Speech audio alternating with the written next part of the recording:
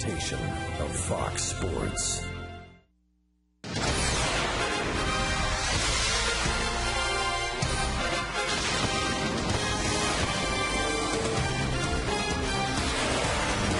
It's Fish Fry Friday, but why not have a brat along the way? What a perfect night for baseball from Miller Park. It's the Mariners and the Brewers here on Fox Sports Wisconsin as interleague play continues.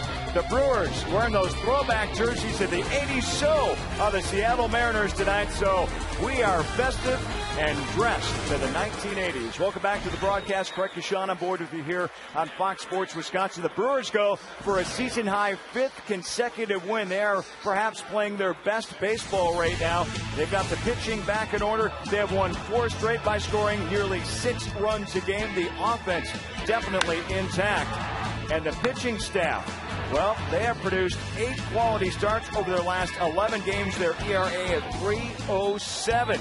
So the hitting and the pitching coming together at just the right time. And speaking of 2 guys coming together, how about Corey Hart and Prince Fielder, the best home run duo right now in the National League. Prince swinging a hot bat once again. 32 combined home runs to lead the senior circuit. We've got mound mastery to talk about. That starting pitching has been so good, it will have to continue against the team the Brewers have not faced in 6 years in this Mariner club. BA and Rock continue on Fox Sports Wisconsin.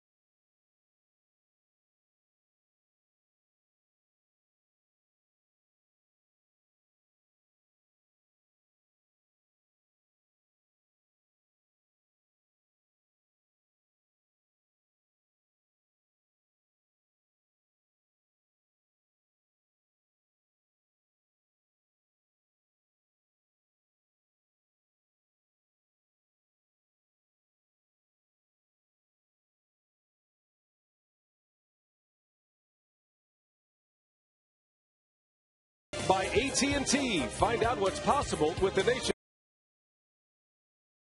Rethink possible. And by the new Miller Lite Vortex bottle. Taste greatness.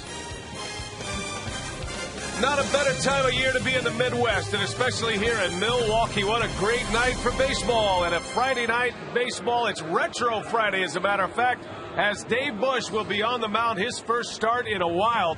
Dave Bush matching up against the Seattle Mariners, and we paid tribute to the 1980s replica uniforms tonight from the 80s for both teams. Hi, everybody. Brian Anderson along with Bill Schroeder. Well, the Brewers about ready to match up with the Mariners for the first time since 2004. Rock, this is a ball club, the Mariners, that they are not swinging the bats at all. They're getting great pitching.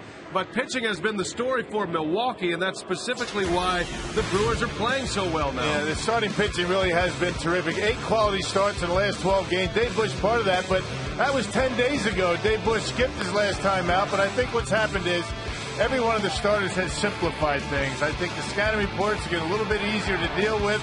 They're establishing the fastball and not using the breaking stuff and the big curveball till late in the game, late in the innings, late in the pitch count. So things have certainly turned around, and the fastball's been a big part of it. Well, the Brewers coming off a sweep of the Minnesota Twins. Can they keep it going against American League opponents?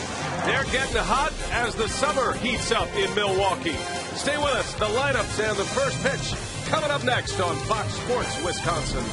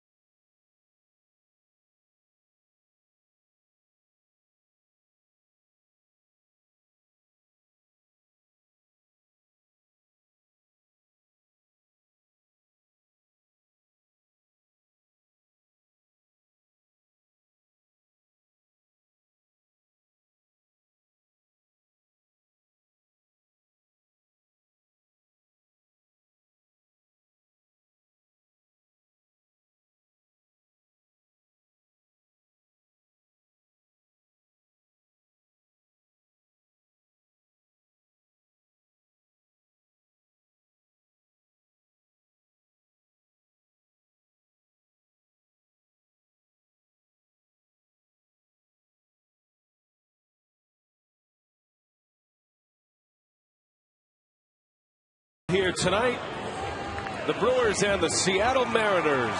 Interleague baseball here in Milwaukee this evening. Great to have you with us. You see Don Wakamatsu and the Mariners in town. This is a ball club that is 12 games under 500, but they're coming off a pretty good run. They've won 6 of their last 7. They won a series 2 out of 3 from the Chicago Cubs after sweeping the Cincinnati Reds. So they're going along pretty well right now, and their lineup is brought to you by Subway. Ichiro leads off in his 10th season in the big leagues. He continues to be an all-star force. Sean Figgins, Franklin Gutierrez at the top. In the middle of the order, it's Jose Lopez, Mike Sweeney, and Milton Bradley. And then Jack Wilson, Rob Johnson, and Ryan Roland Smith. Dave Bush on the mound for the Brewers tonight. His last start was skipped in order for Bush to get the start against the Mariners this evening, and here he is. Yeah, last time he started, it was against the Colorado Rockies. It was 10 days ago. It was on the 15th, and Dave Bush certainly is a guy that needs to have that regular routine. You wonder how much that's going to affect him. That Colorado start was a win, 7 innings, only 1 run against the Rockies in Denver. Let's set the defense behind Dave Bush tonight. Brought to you by Blaine's. It's Braun, Gomez, and Hart in the outfield. Infield is McGee and Escobar on the left with Weeks and Fielder on the right side, and a battery of Jonathan Lucroy and Dave Bush. Our umpiring crew tonight: Dale Scott is the home plate umpire. And then it's Jerry Meals, Mike Easterbrook, and Dan Isonia on the bases. The crew chief is the man calling the balls and strikes, Dale Scott. And there is Ichiro in Milwaukee. First time he's been here since the All-Star game of 2002. And Ichiro takes a ball, and away we go here this evening. So Ichiro is one of the few in this lineup that is swinging the bat. This is a very poor offensive ball club, or at least they have been at this point. Long run for McGee as that one ends up in the seats, and it's a ball and a strike on Ichiro. Yeah, either last or next to last in just about everything but stolen bases. I mean, and look for the Mariners to try and steal some bases in this series. Just have not been able to score many runs. Don Matsu in his second year as the skipper of the Mariners. Now, he inherited a ball club that lost 100 games in 08 and then came back. They had a winning record last year and had high expectations this season, but it has not panned out just yet. And you can't blame their pitching at all. Their pitching has been fantastic at this point.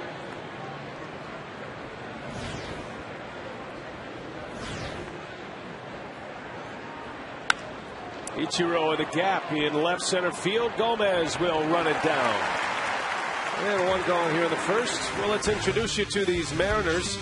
7 straight starts with 6 innings, at least 6 innings, 2 runs or less. That's how good their starting rotation has been. Ichiro, he's still doing it. .339 average, 5th in the league. He has 100 hits already this year. He's well on pace to a 200 hit season.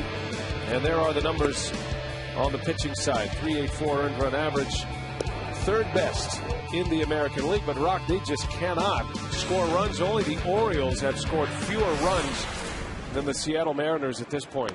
Well, the home run leader has 6. That's Franklin Gutierrez, and he has 31 RBIs to lead the ball club. So yeah, scoring runs is a problem for Don Wakamatsu and his Seattle Mariners. Although, you know, their pitching has been very good at home, but their pitching on the road not as good. I mean, not nearly as good. This is a team that's only won 10 games away from their ballpark in Seattle. Yeah, the Mariners are 10-24 on the road. They're 2 games over at home, and coming off that terrific run, as we mentioned, sweeping the Reds and taking 2 out of 3 from the Cubs. There's a curveball strike in there to Sean Figgins. Figgins, as a left-handed batter, he's a switch hitter. He's hitting just .199 this season. Came over from the Angels, signed a free agent contract with the Mariners. It just has not been that piece to the puzzle that he was with the Angels the last few years. That was a key loss for the Angels. Yeah. Well, the Angels seem to be playing just fine without Sean Figgins. I think it's a little bit not the case for Figgins. I think he misses the Angels more than the Angels miss him. I mean, he was a pretty good piece to a puzzle and a very good offensive club. And certainly not a player that can carry an offense. And the 1-2 is into right. Corey Hart is there. 2 outs.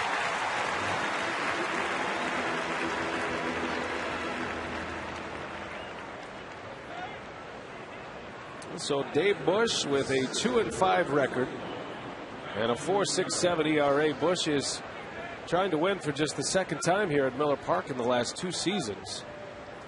And back in that starting rotation with the cloud swirling that Doug Davis is soon to return to the starting rotation. And every pitcher during this streak has gone pretty well out of that starting rotation. I think everybody wants to make sure they secure that spot in that 5-man rotation when Davis returns. Yeah, it's going to be sometime next week, and I think that the organization is going to circle the wagon sometime over the weekend to determine what's actually going to happen when Davis returns. It will be interesting. So this is a big start for Dave Bush. He's been there before. He's been available in the bullpen during this stretch of games, but hasn't been called upon. The starting pitching has been so good for Milwaukee. They haven't needed that middle relief. as Gutierrez sends one high in the air to center field. And 3 outs in the air for Dave Bush. A good start. Crowd still filing in, and we head to the home first. Here come the Brewers.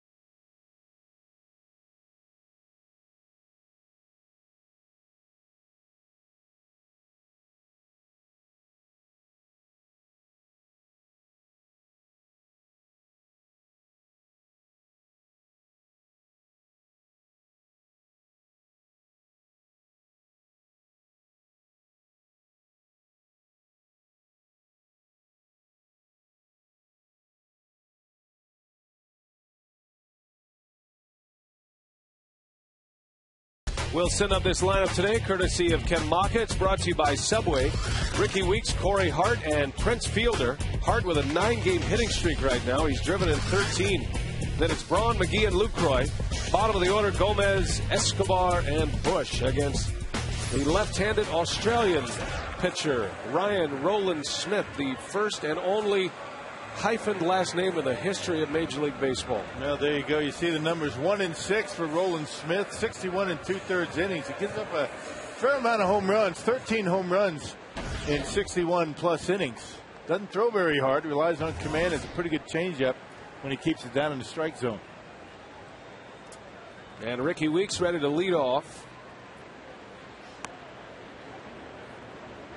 Roland Smith in there with a strike to get it started. Weeks, Hart, and Fielder due up against Roland Smith. And that connection between the Brewers and the Mariners general manager Jack Zarincic, who was here today, and got to be a sentimental series for him, taking over as the general manager of the Mariners last season. And a pretty promising season last season. At least it gave him enough hope that they had plenty of high expectations for 2010. There's Jack, former Brewers scouting director, and he drafted all of these players here. Weeks and Hart and Fielder. As Ricky is aboard, he's hit by a pitch. How about a scouting report on Roland Smith from Black Jack Zarincic? Take a listen. He's been really good the second half. In the last outing, I think we've been real happy with what he did. So, you know what, we've got our fingers crossed that he's gotten in a groove now, and the last outing is a step forward to the rest of the season. I mean, he's a big guy, physical, strong guy in his command, and, you know, like anybody else, he's got 3 pitches, and it's all about command, location. Well, his last time out against the Cincinnati Reds, he won a game 1-0. Of course, this Mariners ball club doesn't score many runs. 1 was enough for him to get a win. 6 innings without giving up a run. He gave up only 3 base hits. Corey Hart with a runner at first as Ricky Weeks hit by a pitch. He leads the National League in that category now. He's been hit 12 times.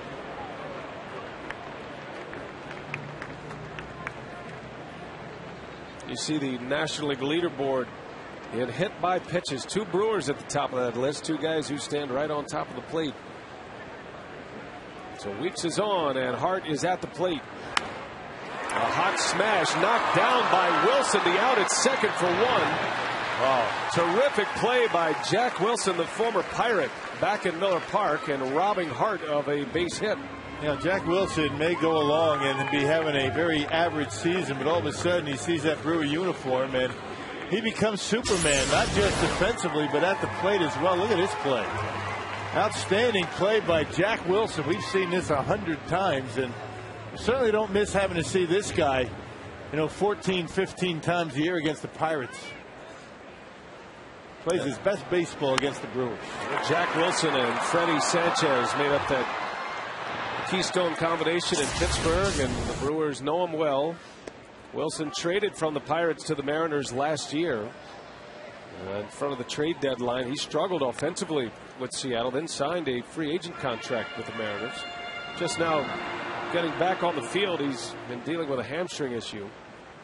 No question about his defensive talent. And he shows up right away. Fielder into right, got jammed, and it's Ichiro who will settle under it. Out number 2.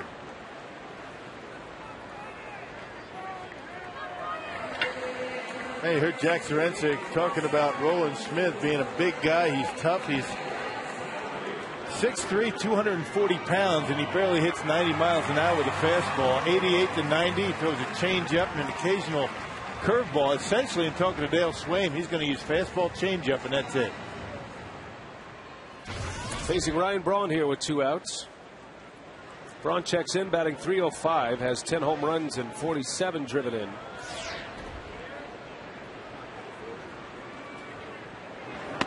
Corey Hart over at first. Tough man to run on, Ryan Roland Smith. This guy has a great move. He keeps the running game quiet. He set a major league record for pickoffs 2 seasons ago. Back in 2008, Roland Smith picked off 16 base runners. Got that bulk move, barely able to get to that 45-degree angle that you're allowed to use that front foot. You move that front foot, set it down about 45 degrees in the direction of the first baseline, and he challenges that every time he goes over there.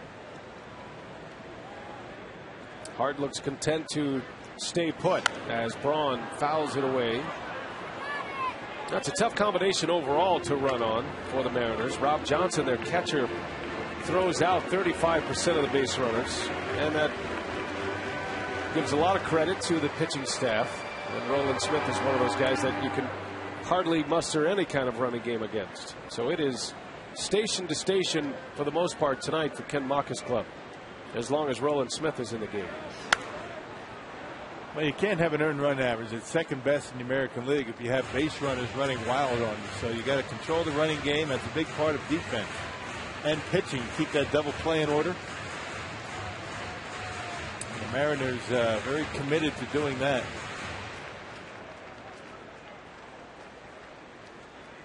Ball and 2 strikes on Braun. We're just underway here at Miller Park. Bottom of the first inning. And the retro uniforms tonight. How do you like them, Rock? This kind of brings you back to your era. I like both of them. When I watch these Seattle Mariners out there, I think of the days of Jay Buhner, Ken Phelps, Spike Owen, guys like that, Mark Langston. Those were some good Mariner teams. Ken Griffey Jr. Now these uniforms the Mariners are wearing tonight, retro 1982, and same with the Brewers. Although the Brewers are celebrating their 40th anniversary, and this is 80s night. It's the 82 team that stands tall amongst them all as Braun swings and misses. Johnson has to secure it at first, and the inning is over. Scoreless first, we head to the second. Mariners coming to bat.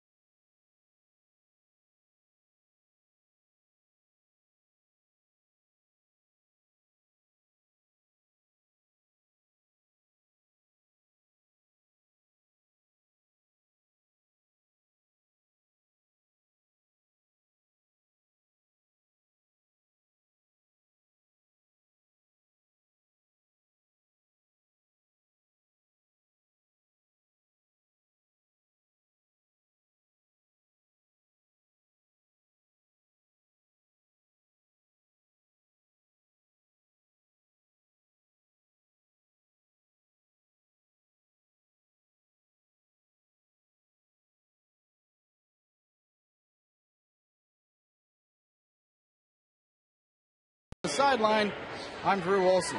Brewers manager Ken Maka saw plenty of Ichiro Suzuki during his time as a bench coach and then manager in Oakland, but the relationship between the two goes much deeper than that. Growing up, Ichiro cheered for the Chunichi Dragons, and one of his favorite players was a former major leaguer by the name of Ken Maka. How about that, guys? Maka-san, as he knew him. And as a matter of fact, Ichiro and Kosuke Fukudome of the Cubs, they both had the Ken Maka poster in their rooms as they were growing up. So there's always a lot of respect with the Japanese players and Ken Maka, who was a big home run hitter back in the 70s for the Chunichi Dragons. Well, Maka from 82 to 85, I beg your pardon, 82 home runs with the Chunichi Dragons. Suzuki played with the Oryx Blue Wave when he finally made it to the Japanese major leagues. Well, Jose Lopez goes down the line, an extra base hit for the Mariners.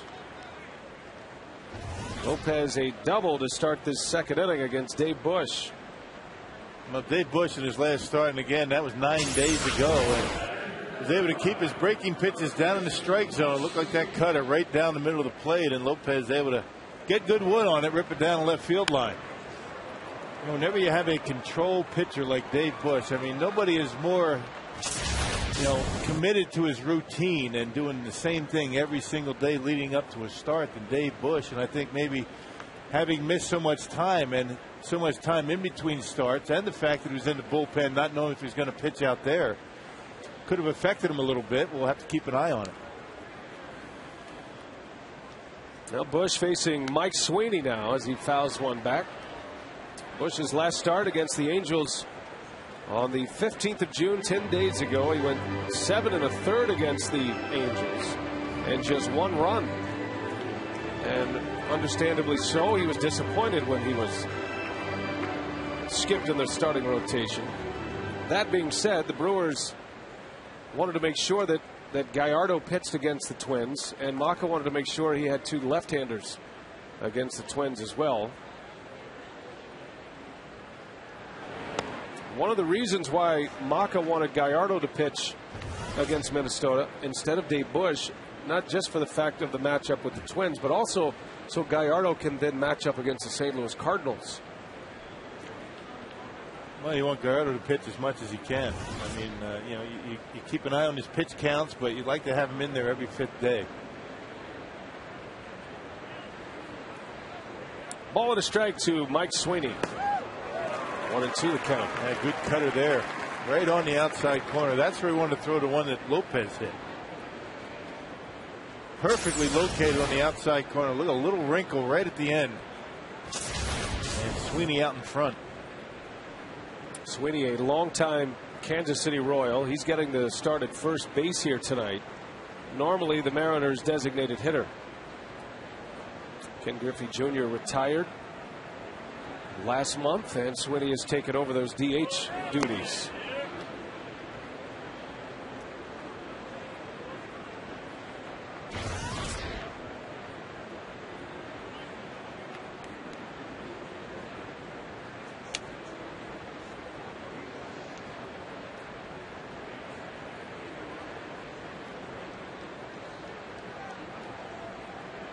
Leadoff double by Jose Lopez. He's at second base. And Bush trying to keep him there. At one point, Sweeney was a big home run threat. Consistently with 20 homer seasons as a member of the Royals. Bouncer, and that's a base hit. Lopez will stop around third. Strong throw coming in from Hart. Well, Sweeney looked like he was just trying to advance the runner, but he found the barrel and drove it into right field. And the Mariners have runners at first and third with nobody out in the second inning. Yeah, and he with Prince playing way off the line. Not able to get there. Sweeney hits this ball pretty well. Got a lot of the plate, did Bushy. Inside out stroke, trying to just work it to the right side, but able to get it out of the reach of Prince. You can see how far off the line Prince is and still not able to get to him. Hit too hard to score the run.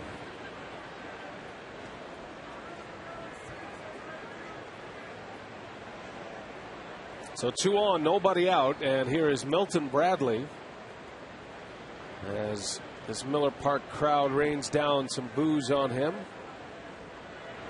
Remembering his days with the Chicago Cubs, not very long with the Cubs, 1 year. Fans in Chicago ran him out of town, and he's having a tough time this year. Traded this offseason. One problem for another in Carlos Silva for Milton Bradley. Silva has had a great year for the Cubs. He's been their best winner. Bradley hitting .207. Bradley mired in a long slump at the plate. He was hitless on the last homestand, 0 for 18. And overall, he's 0 for his last 19 at the plate.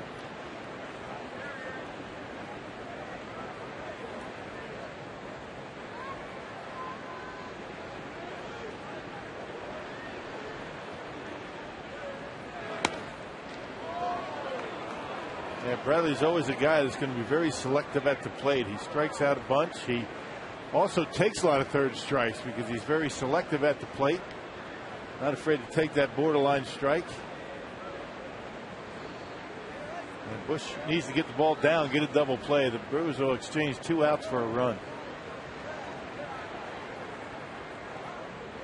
Hitters count for Bradley. 3 balls and a strike. Bradley's always been known as a player with a good eye and a high on base percentage type player. It's one of the reasons why he was able to earn a big contract with the Cubs, that 3-year $30 million deal. Take a lot of pitches, hit for average.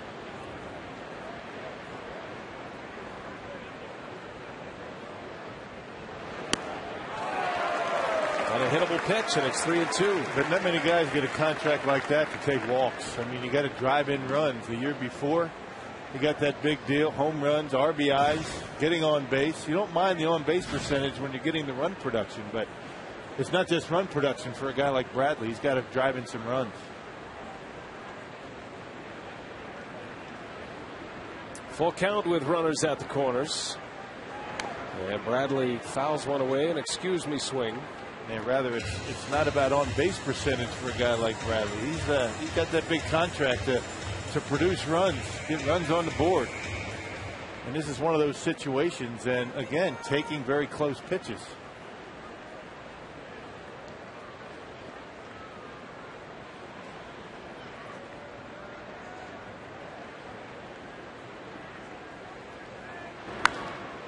In the air to left, Braun eases in, now going back. Tagging over at third is Lopez, and the throw wisely comes into second. So the Mariners are on the board first here. They sacrifice fly and an RBI from Milton Bradley. 1-0 M's. Hey, fans at home, go to Brewers.com tonight through July 1st. Vote 25 times to elect your favorite Brewers to this year's All-Star team, and you will be eligible to win a night in Ryan Braun's suite. That's complete with 12 tickets, food, and a visit from Ryan himself. Visit Brewers.com/All-Star for details. So 1 gone, a runner at first base, and it's Jack Wilson. Well, what a great night for baseball it is in Milwaukee. Nice and comfortable here at the ballpark tonight.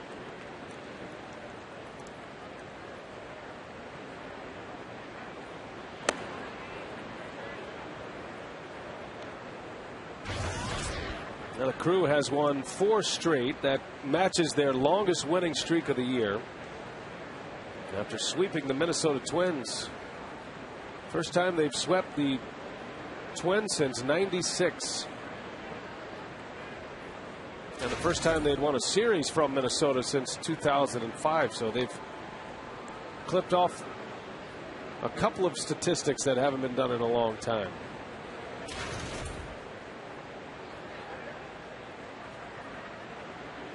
Runner takes off, hit and run is on, and Wilson fouls it away. Yeah, Jack Wilson, an ideal hit and run guy up there at the plate. Always makes pretty good contact and can hit behind the runner very well. Just got under that one, fouled it off. You know, Mike Sweeney wasn't out there to steal second base. He's not a big base burner.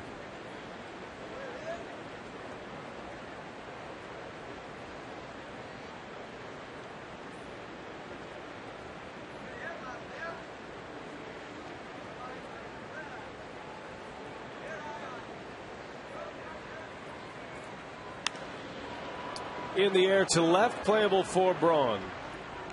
And Wilson is retired. Well, after a 3-game series with the Twins, Rock, that had just an incredible amount of energy in the ballpark, an incredible amount of life. It's a late arriving crowd, but it's kind of a quiet crowd here in the early going. Yeah. Taking it all in. It's early yet.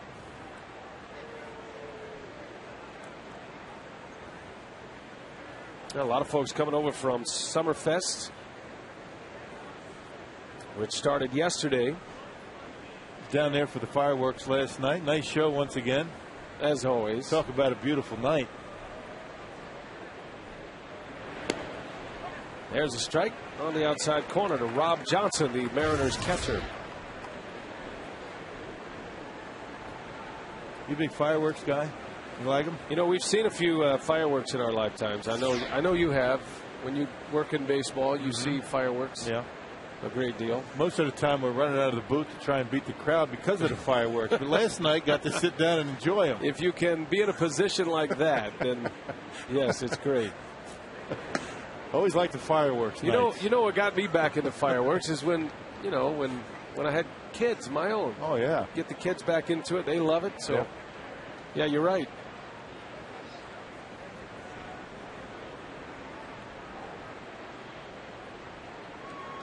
The race against the crowd, it's like people surfing. The 1-1 pitch. Got jammed, a bouncer to Escobar, and the inning is over. But the Mariners score a run. Sac fly from Bradley. It's 1-0 Seattle. Casey McGee will lead off when we come back. We head to the second.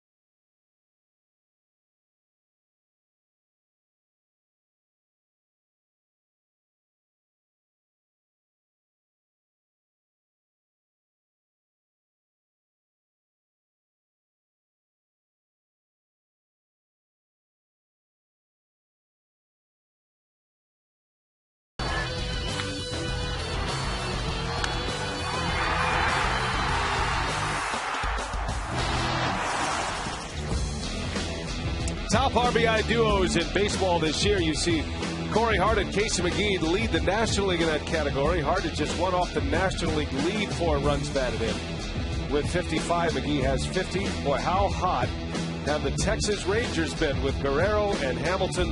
Vladimir, another walk-off last night, and the Rangers have won 11 straight games. Hamilton had a 17-game hit streak and then extended it last night to 18. Casey McGee leads off for the Milwaukee Brewers here in the second inning. Mariners scoring a run in the top of this frame. See that story about John Daniels, the general manager of the Rangers? I did. So when they were in Milwaukee, he told Elvis Andrus, who has his hair dyed, the Rangers shortstop, he said, "You know, that's a bad look, Elvis. I don't know if I like that." Elvis said, "You do it." He said, "No way, I'm doing it." unless you win 10 in a row. Lo and behold, they won 10 in a row, and they held the general manager to it. Nice play over there by Sweeney, and he'll make it to the bag in time for the out. Well, he rarely plays first base these days, but Sweeney at 36 years of age, still pretty nimble on his feet. Yeah, the Mariners had him playing off the line, just like the Brewers had Prince off the line when Sweeney was at the plate. This one more right at the first baseman. A half step and a dive, and he took it himself. A nice play. Casey McGee hit that one right on the nose to the opposite field, and not much to show for it. Sweeney came up as a catcher in the Kansas City Royals organization. He was in the big leagues at the age of 21. He's now in his 16th major league season. Jonathan Lucroy. So how long does he have to keep his hair like that? John Daniels. Until it grows out. You know, I think there's maybe like until the winning streak ends rule in place, but I'm not sure. So they won last night to make it 11. Could be 2 So days. at least one more day. He has not been seen in public since. I know that. As Roland Smith strikes out Lucroy on an inside fastball. 2 outs. So baseball's biggest stars go head to head in the summer's biggest event as Fox brings you every thrilling moment of the 2010 MLB All-Star Game. Coverage begins Tuesday, July 13th, live from Anaheim at 7 p.m. Central, only on Fox.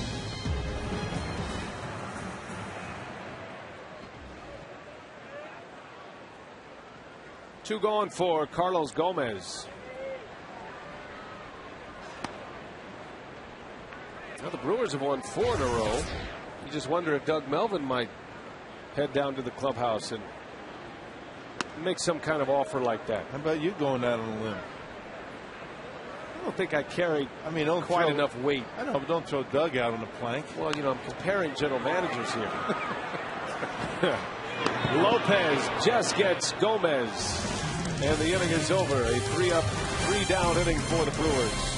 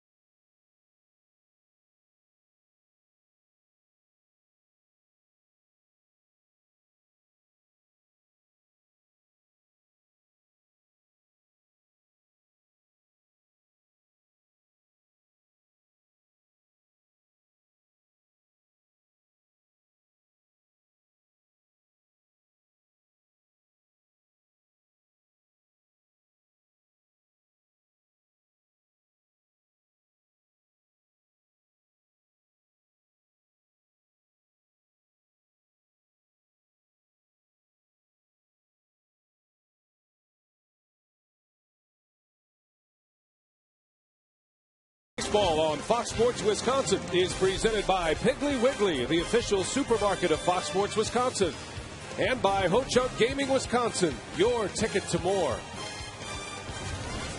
Mariners lead the Brewers 1-0. Drew Olson out at the point. Robin Yount is in the ballpark tonight. Jim Gantner's here. Bernie Brewer's here. Our friend Davey Nelson, we like to call him the mayor. He's here too. But I am with the most popular man in Miller Park. It's the Miller High Life delivery guy, Wendell Middlebrooks. Wendell, welcome to Milwaukee. Oh, thank you, man. How y'all doing? Glad to be here. It seems like this city has just embraced you. You're almost an honorary Milwaukee. Oh, I tell y'all, man, this is my second home. Every time I come here, y'all make me feel welcome, and y'all always living the high life, so we good. You're spreading the word about the High Life. You guys are also doing some nice things for the veterans this summer. Tell me about that. Oh, yeah, man. We're giving the veterans a piece of the High Life, which is very exciting because as they start to come back, we want them to experience all this. We want them to be here at Miller Park, over at Summerfest, having a good time. So what we're doing is every bottle cap and pull tab that people collect after they drink, they can turn it into a grocery store or into a bar, and then 10 cents goes toward giving veterans a piece of the High Life. So what should we do to live the High Life now? Should we go in the booth with Rock and BA, or should you and I stay out here amongst the people and enjoy it? You know we got to stay out here amongst the people. That's the best way, man. Look at this. It doesn't get any better than this. That's what we're going to do. That's a ringing endorsement. Nothing against you guys, PA and Rock, but we're staying out here. Yeah, and it's a shocker that the most popular guy in the ballpark has a Miller uniform on and is handing out beer. Yeah, well, coincidence. I think not. $12 for a can of tuna? You got to be kidding me. That's great to see. Best Wendell. line that he's had. Mm-hmm. Great guy. No Wendell. velvet ropes where he's standing. Not a great cause. That was good to hear. An interesting note that the Miller Brewing Company doing with the bottle caps for the veterans, and that's a great thing to do. And Rock, I know you've got one son-in-law overseas. You've got one son just signed up. Yeah. And he is now in the U.S. Army. Yeah. And congratulations on that. And that was today, yeah. Thinking about you.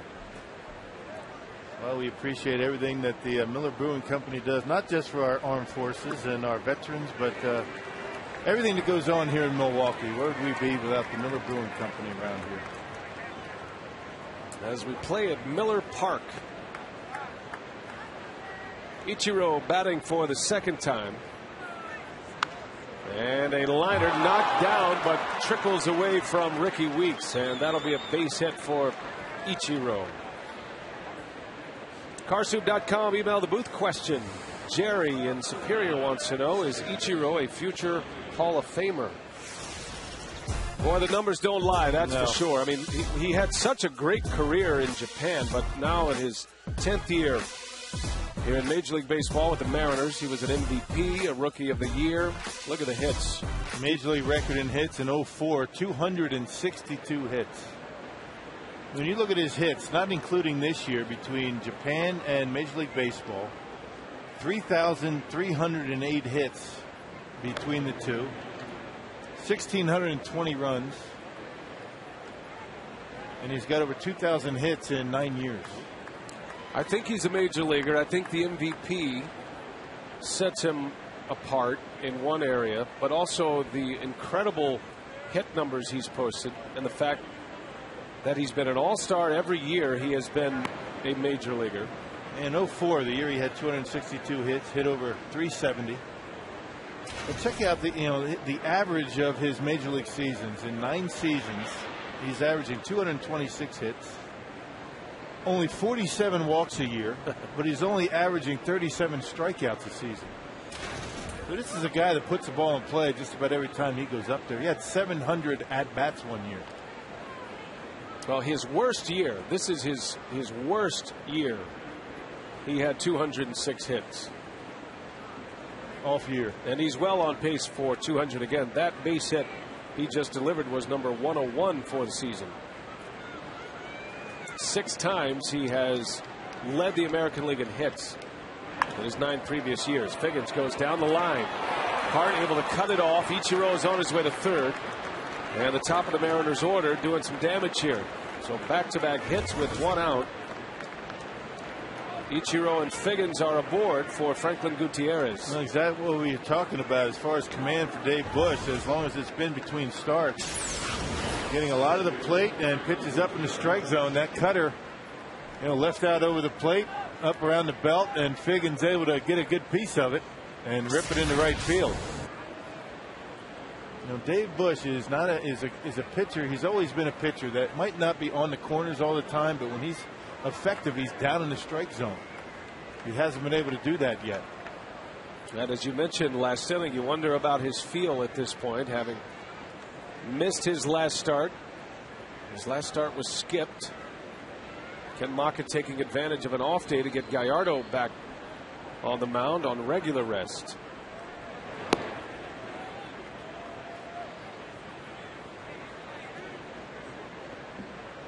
Now, Gutierrez, believe it or not, is the club leader in RBIs.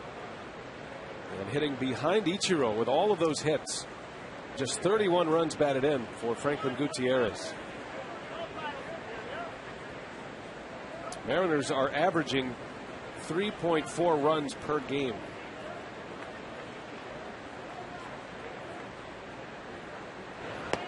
And Gutierrez would be 5th on the Brewers in RBIs with 31.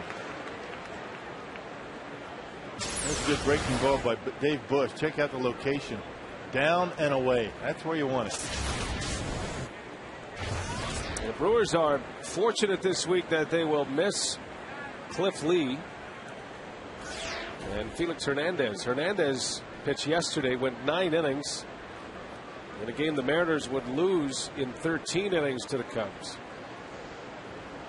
Cliff Lee went the distance in a victory against Chicago in his last turn. But Lee and Hernandez will be set up to face the New York Yankees, which is where the Mariners are headed next.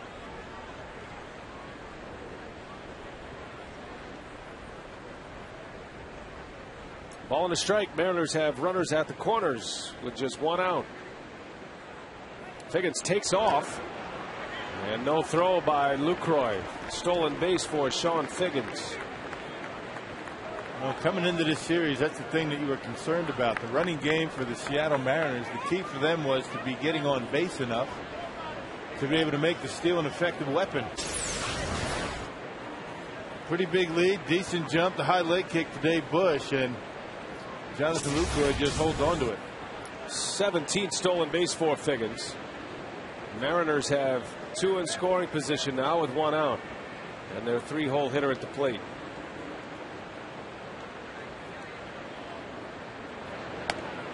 Three and 1.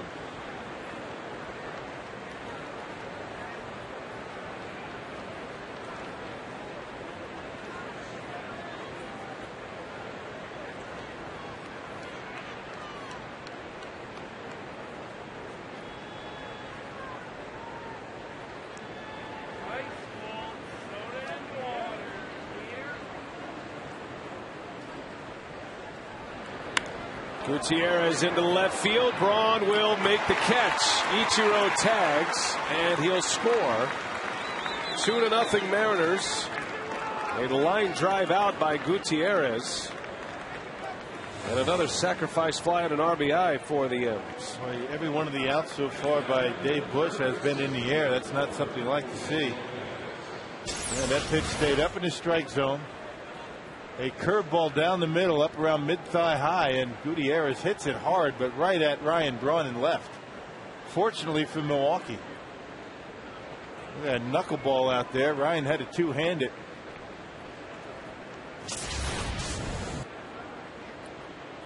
Two gone. Here's Jose Lopez.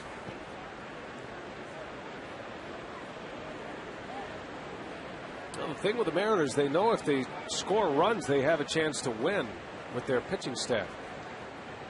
It's kind of the opposite trend for the Brewers. The Brewers know if they pitch well and hold the opponents down with their offense, they have a chance to win each and every night.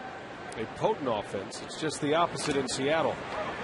Already the Mariners with 2 runs on the board as we play here in the 3rd inning.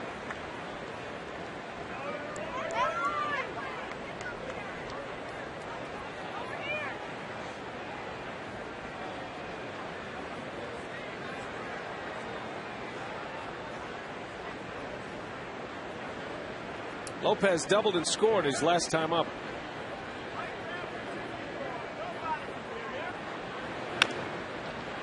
Escobar bounces out of his glove.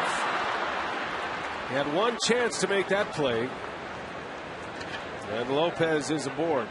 And if he waits back with that for that extra hop, I think Lopez beats it at first base. His only chance was to catch it on that in-between hop, and just couldn't do it.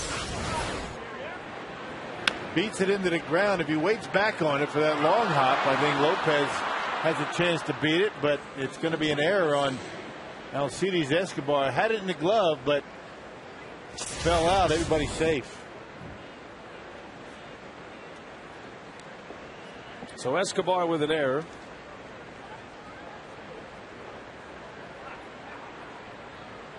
First error on the homestand for Milwaukee, and here is Mike Sweeney, and a strike on the corner.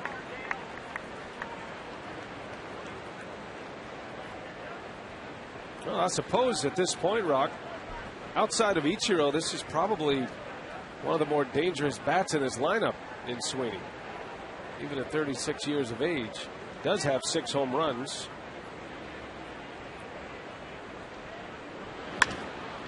And he shoots one through, a base hit. Another run is in. 3-0 Mariners as Sweeney collects his second hit.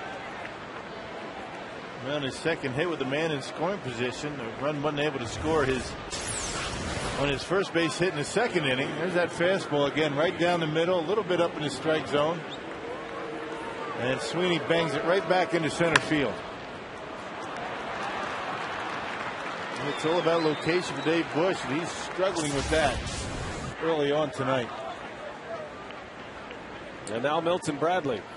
But you know, it's not much of a surprise. I mean, after 9 days off.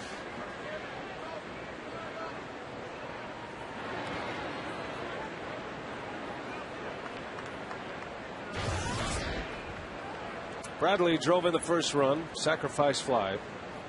3-0 Mariners on 5 hits.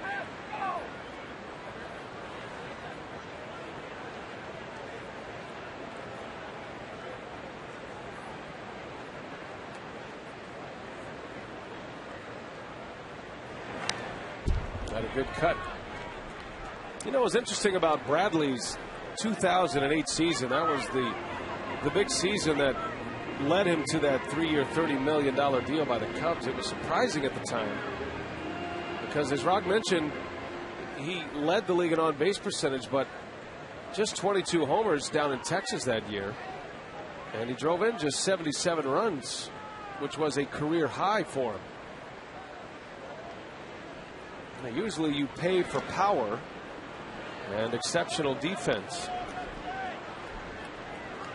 Well, the Cubs thought that they had a player that they could rely on for a couple of years. Another left-handed bat in that lineup. The Cubs have always been right-hand dominant. You got the switch hitter in Milton Bradley, who has the potential in a pretty good hitter's ballpark to increase the numbers that he had right there on your screen, but not the case.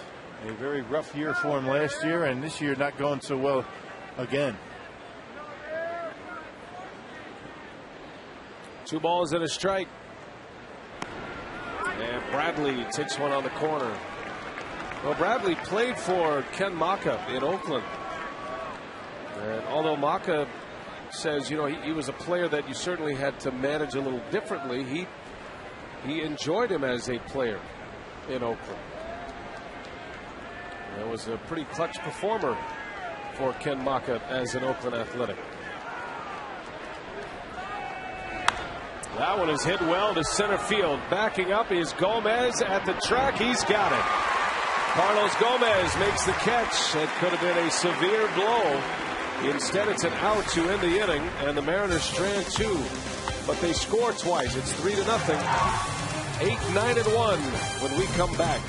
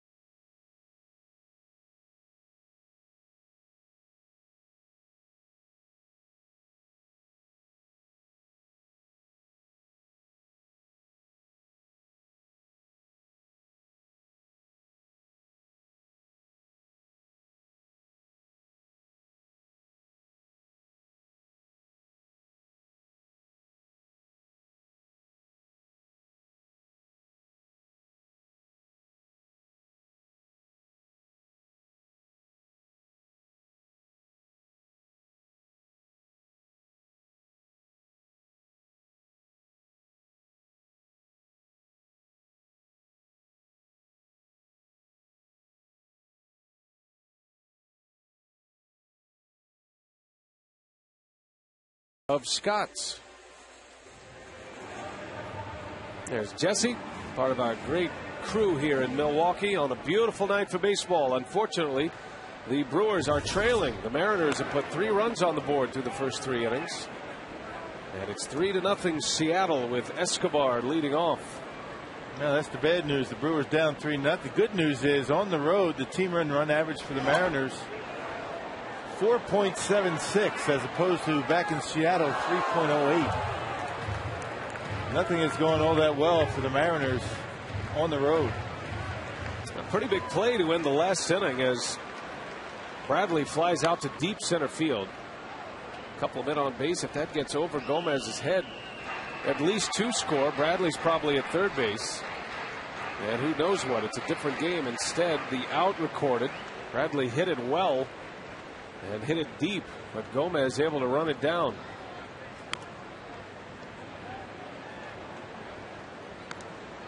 Yeah, a little bit further, that's a 3-pointer, 3-run homer. You know, Dave Bush, I mean, the one thing you get a little nervous about, everything in the air. All the outs have been in the air. There was that error by Escobar, the one ground ball, but you don't like to see Dave allowing hitters to elevate the baseball. Home runs have been an issue for him throughout his career. Bush on deck to hit next. Escobar trying to reach base, give Bush a chance to bunt him over.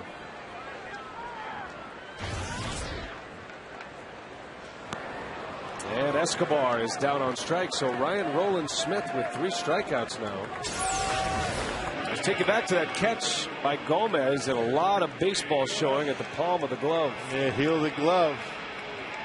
Able to haul it in, and there's Ryan Braun a couple of nights ago against Minnesota. Good work in the truck. Good thing those gloves, those outfielders' gloves, are as big as they are. They both went for outs. So you only have to catch a small percentage of the baseball, but you have to at least catch a little bit of it. 51% of the ball has to be in the glove for it to stay in, right? That's right. Or at least in theory. As we predicted, Rowland-Smith is going through the Brewers, at least the first time through, with 2 pitches, the fastball and the changeup. He got Escobar on the changeup. Both pitches move pretty well. Working in a hurry as Bush bounces one to short. Jack Wilson makes a play for the out. 2 gone. Well, have you ever dreamed of seeing the crew on the road? You can watch Brewers telecast on June 28th, 29th, and July 1st for the chance to win a trip or 2, courtesy of AirTran Airways. Log on to foxsportswisconsin.com. Click on the AirTran Flyaway link for more details. That's a great spot for a little party behind the AirTran sign, the landing zone. We go out there for our instructionals on Sunday. You know, the kids run the bases. We can't do the instruction on the field. So we go out there. People still having a good time out there while we're talking about outfield play, Jerry and I. You see those bricks back there? Those are some of the original bricks from County Stadium back behind those folks. And since we're here celebrating the 1980s, appropriate to see those bricks. Weeks hammers one into deep right center field. This ball's well hit, and it's going to be caught at the wall. Gutierrez, a great defender, able to run it down for the out. Weeks robbed of extra bases.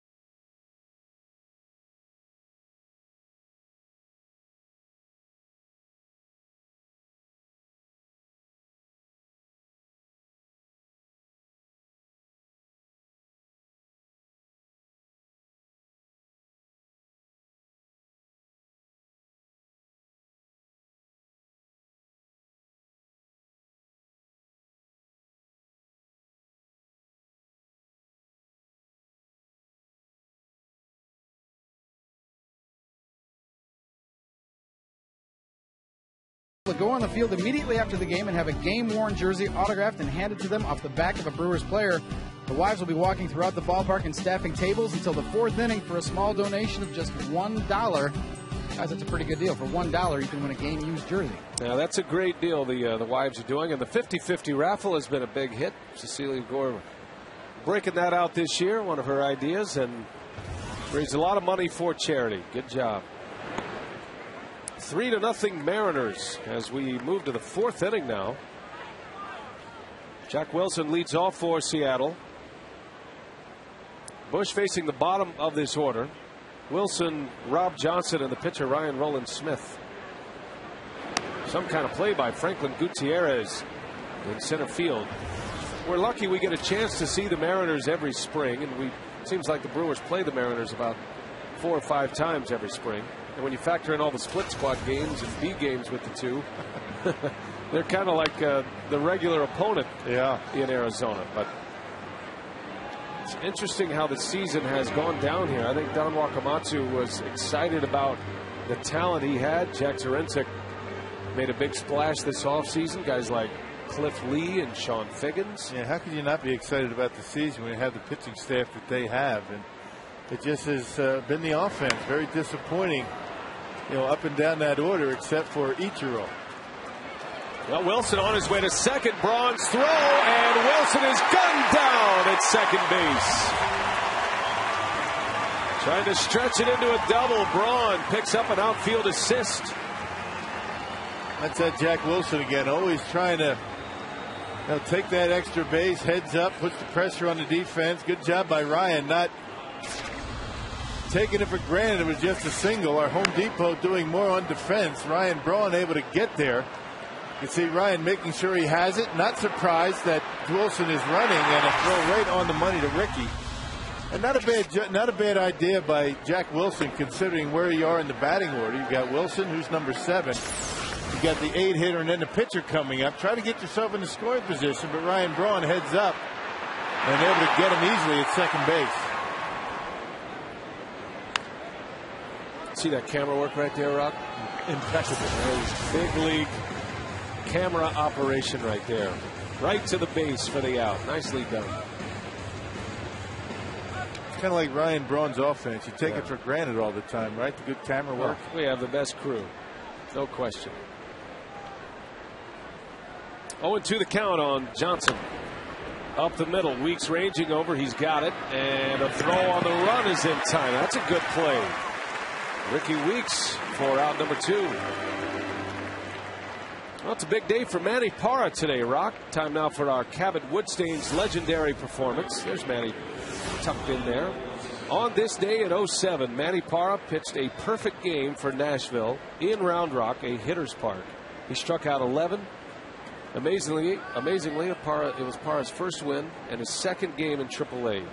8th perfect game in the history of the PCL. So how about that? It's the 8th, but only the 3rd to go 9 innings. Well, if you talk to Manny Parra about that, Dave, he would tell you, that was a nice thing, but I didn't want to have to be in AAA. I would have rather won a 6-4 game against Cincinnati and given up 12 hits. He was in the big leagues later that year, and oh yeah, but the thing is, Manny went down there with a good attitude. He got his work in, and when he came back, he was very good. Well, we always say he has the kind of stuff that you could see a no-hitter or a perfect game, and that's because he threw one in 07. That's right. In AAA. I guess that's why there's always 2 ways to look at something like that, right? You brought me down a little bit right there. Yeah, I gotta be honest with you. I'm sorry, but Manny's really throwing well right now. His last 4 starts have been tremendous. And once Brian again, Mikulajic put the graphic together. Chris Withers, everybody fired up, scouring the notes. A lot of people went into that, and you just clipped them at the knees right there. Just a different perspective. Maybe a player's perspective on something like that. That's what I'm here for. That's why they call him Eeyore. That's not me. Unlike you, Rock. I get what you're saying, though. Now, don't backpedal. Stick to your guns. Bush strikes out Roland Smith. Finishes just 3 batters in the 4th inning.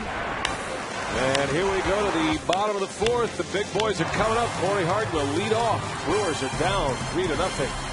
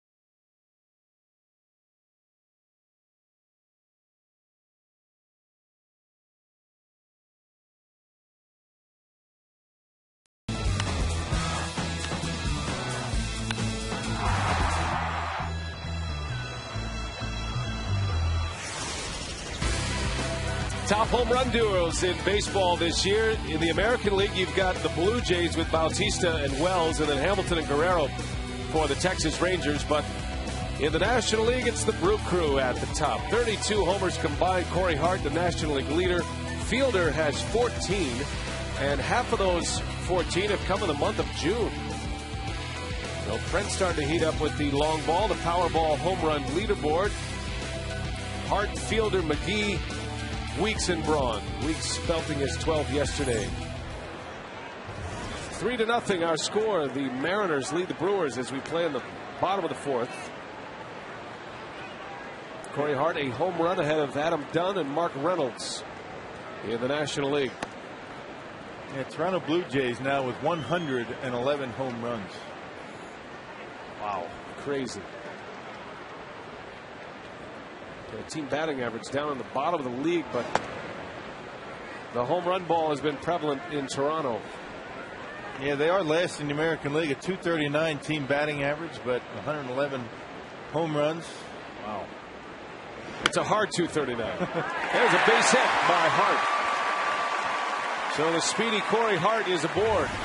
Finally a base hit, the first of the game against Ryan Rowland-Smith. And the Brewers have a man on to start this 4th inning for Fielder. Yeah, second time through. Let's see what adjustments these Brewers hitters make.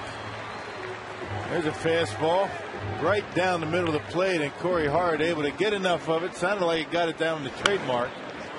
And just out of the reach, under the glove actually of Lopez, and into left field. Leadoff base runner, and here's Prince. Fielder last time up flew out to shallow right. Rowland-Smith sawed him off.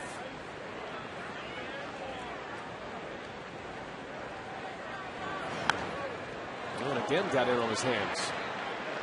Doesn't have the overpowering fastball, but it is deceptive enough combined with that changeup, and both of those pitches have been good for him tonight. Yeah, well, it's where you put it.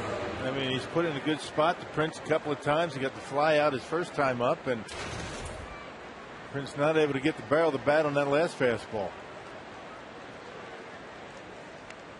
Oh, big cut from Fielder. Well, Prince yesterday against the Twins, number 14, opposite field home run. Now 7 home runs in the month of June. A couple of homers in that series. And Fielder hoping to find that home run stroke as it heats up this summer.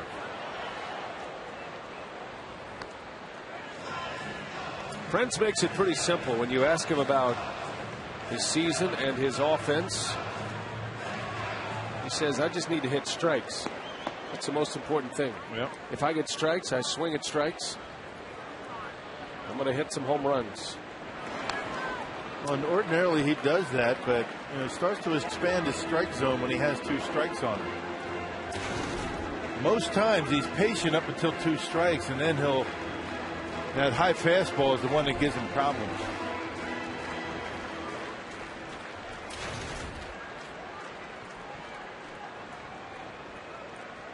Fielder trying to get something going here in the 4th, and he hits that one hard into right center. Over to make the play is Ichiro.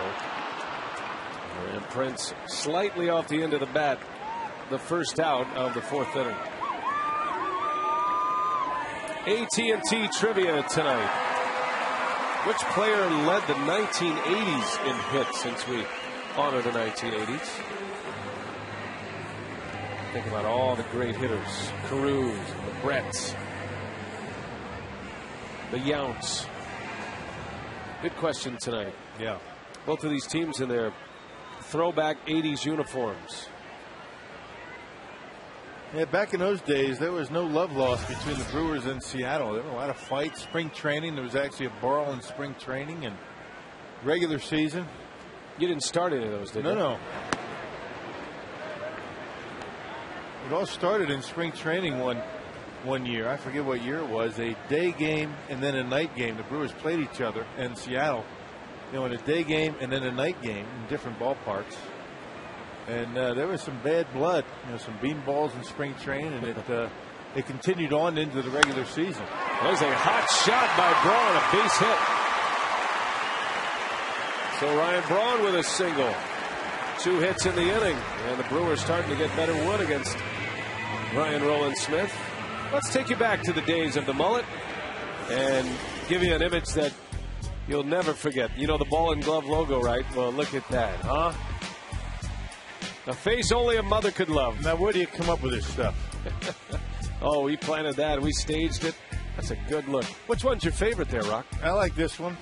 I like that one. What is this? What do we got going here on the Telestrator? What are you doing to me? I gotta change my Telestrator. I don't know what that was. The one on the left. I like that one. How about the music, huh? A little groove going on there. Yeah. Let's see. Nice. Not enough Jerry Curl in the land. Here's Casey McGee. 2 on, 1 out. And the Brewers down 3-0. And the first real opportunity to put some runs on the board here tonight.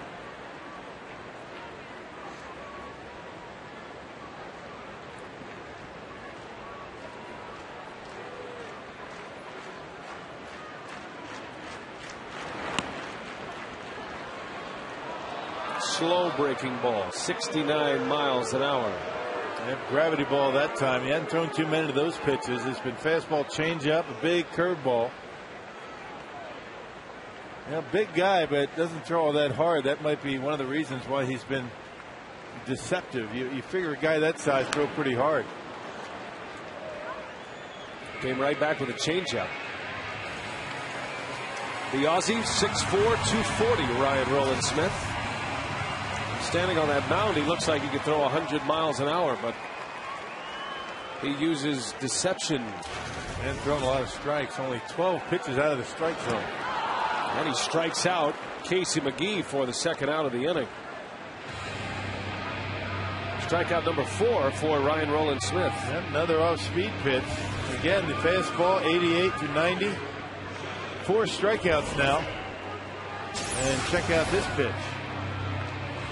Just can't wait long enough. 77 miles an hour.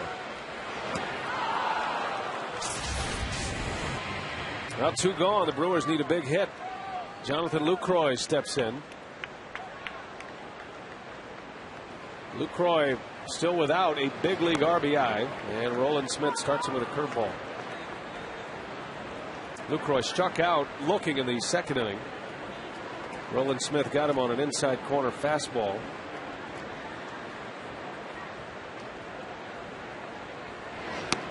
Another one. 0-2 the count.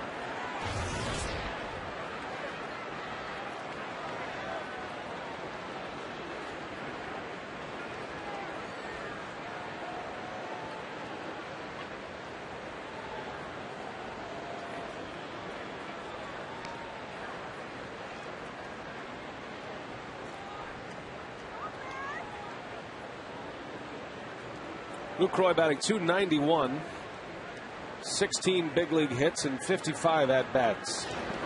As that one bounces in, nice play back there by Rob Johnson. Wow. Well, sometimes it's better to be lucky than good, but hey, you put yourself in pretty good position. Sometimes you get lucky. Check this one out. Hits him right square in the breadbasket and keeps it in front of him. Runners have to stay put. That ball bounced about 2 feet in front of home plate. Man. Excellent work back there by the Mariner catcher. So it keeps Braun and Hart pinned to the bags. Both runners take off, and Lucroy sends one deep to left center. This is way back, and it's gone! Jonathan Lucroy, his first big league home run, and it ties the game in the 4th inning.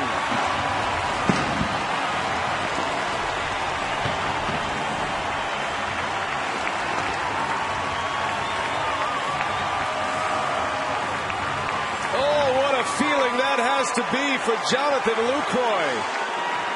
Big league home run number 1. A game tire. With 2 strikes and 2 outs at that. And Gomez sends one deep to left. That one is way back. And there she goes. Back-to-back home runs. 4-3 Milwaukee.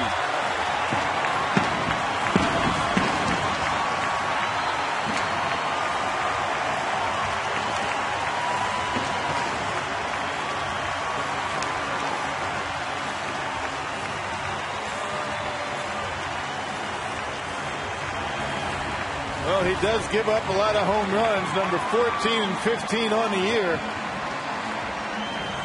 In just a little over 63 innings of work. Boy, oh boy, how things change in a hurry with this Brewers offense. Boy, 2 strikes on Jonathan Lucroy. He knocks his first home run, first 3 RBIs of his career. And then on a 1-0 count, Carlos Gomez, so the guys at the bottom of the order getting it done. And check it out, a 2-strike fastball up in the zone, and it looked as though Roland Smith knew that was out of the ballpark. That is a great feeling, partner. First home run, he's going to get that one for the mantle into the Brewer bullpen. And just as I was about to say, Carlos Gomez maybe should step out here, because as Lucroy was getting a curtain call, the pitch was on the way to Gomez, and then he hit it out. So maybe he was best served staying in the box after all. Gomez saying, I'll have my own moment here at Miller Park. I'll tell you, that was the fastest back-to-back fireworks shows we've seen here at Miller Park in a while. Here's Gomez, similar location, and look at the hack by Gomez. He knew it right away. Drops the bat, and the happy run around the bases for Gomez. Escobar sends one foul. Boy, that was something. Well, you go from 3-0 down to 4-3 up in 3 pitches. That's the way this offense is. That's the way it's always been around here. Bingo. 4-3. And when you face this Brewers lineup, you're worried about home run hitters like Weeks and Hart, Fielder, Braun, McGee. But here in the 4th, it's Lucroy and Gomez who go deep. And Milwaukee with the lead. Escobar, a wild swing to stay alive, and the count Stays at a ball and 2 strikes. And we talked about the struggles for the Seattle Mariners on the road. It's not just the offense. The pitching has struggled on the road. Almost 2 runs for the earned run average more on the road than at home. Willie Randolph having a little fun with Jonathan Lucroy about his curtain call. Back to the mound. Roland Smith has it. The inning is over, but not before some fireworks. This crowd on its feet. 2 24-year-olds going deep. Lucroy, number 1 of his big league career. Back to back with Gomez. And the Brew Crew with a 1-run lead.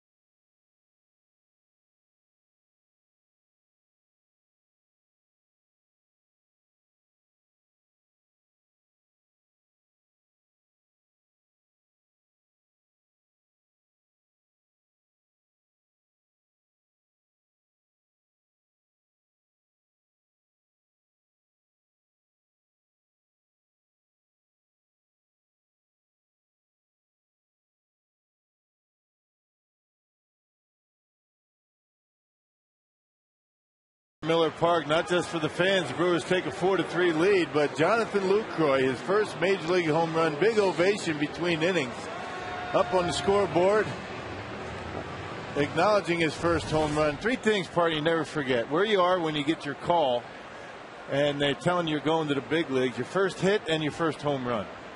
Those are 3 things you never ever forget. I don't care how long you're playing this game.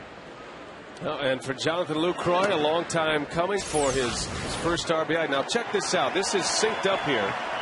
Lucroy goes for the curtain call almost simultaneously with Gomez's home run.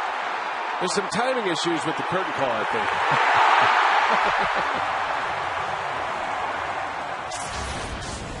think. What a great moment for that young man. I mean, hopefully first of many. He has really been doing a nice job behind home plate. He has put in a lot of hours trying to understand his pitching staff and how to navigate through not only the National League, but now interleague play. I mean, facing teams he has never seen before. Of course, that's been the case for him just about every series he's played, but he has done a whale of a job. And I don't know if it's so much of a coincidence, the fact that since he started to play every day, this pitching staff has really taken off. Ichiro slaps one over to McGee. Nice play to get Ichiro. Well, this crowd is alive now. 4-run fourth for Milwaukee, and excellent defensive play at third base by McGee. Ichiro is deadly on the outer half of the plate. Very rarely walks, never strikes out, and makes contact on everything. Very unorthodox stroke, but right at Casey McGee on the backhand, and he gets him out. Big out to start the inning.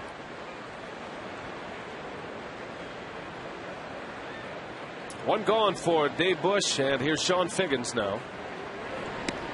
Bush looking for that shutdown inning after his offense gives him 4 with back-to-back home runs. Lucroy's home run came with not just 2 outs, but 2 strikes as well.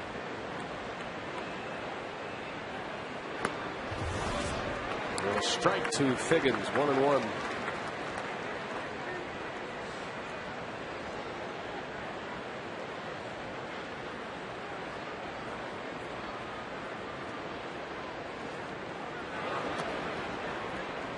2 balls and a strike. You know what makes it even more unusual for Lucroy's home run, with 2 strikes, he very rarely tries to pull the baseball, and he got a pitch that he would ordinarily try and fight off and hit into right field, able to pull it and knock it into the Brewers bullpen. And another base hit. So Sean Figgins has his second hit. Base runner for the Mariners with 1 out. Let's check in with Drew Olson with more on Jonathan Lucroy. Well, guys, Lucroy's first Major League home run was a bit of a bittersweet moment for Mariners general manager Jack Zduriencik. Not only did it tie the game, Jack Zduriencik's the guy who drafted Lucroy. He talked to him before the game, wished him well. Jack told me before that Jonathan Lucroy was a skilled player, and they thought very highly of him, and he's a great person, but he didn't think he'd get to the big leagues and have an impact this fast. I don't think anybody did, right? Yeah. Even Doug Melvin said earlier this week the plan for Lucroy, if he developed well in the minor leagues this year, would be at least late July, possibly a September call-up this year. But he's been pressed into action, and with injury comes opportunity. Greg Zahn out for the season, and Lucroy has seized the moment here. A lot like what Casey McGee did last year. Yeah, well, catching a bit thin down in the Brewer minor league system, and Lucroy started in Double-A, got Triple-A very quickly, and if the Brewers had their way, they just as soon have Lucroy in Triple-A all season. Runner takes off. Lucroy's throw is late. Figgins again with a good jump, and he steals second base, his second steal of the game. And the Mariners with a runner in scoring position, the tying run with 1 out. Well, big lead, very good jump, and Lucroy, even if he puts that ball right on the money, don't think he gets Sean Figgins. Trying to get rid of it a little bit too fast, did Lucroy, and really wasn't in position. That's why that ball skipped into second base. You figure that adrenaline for Lucroy right now at a high level.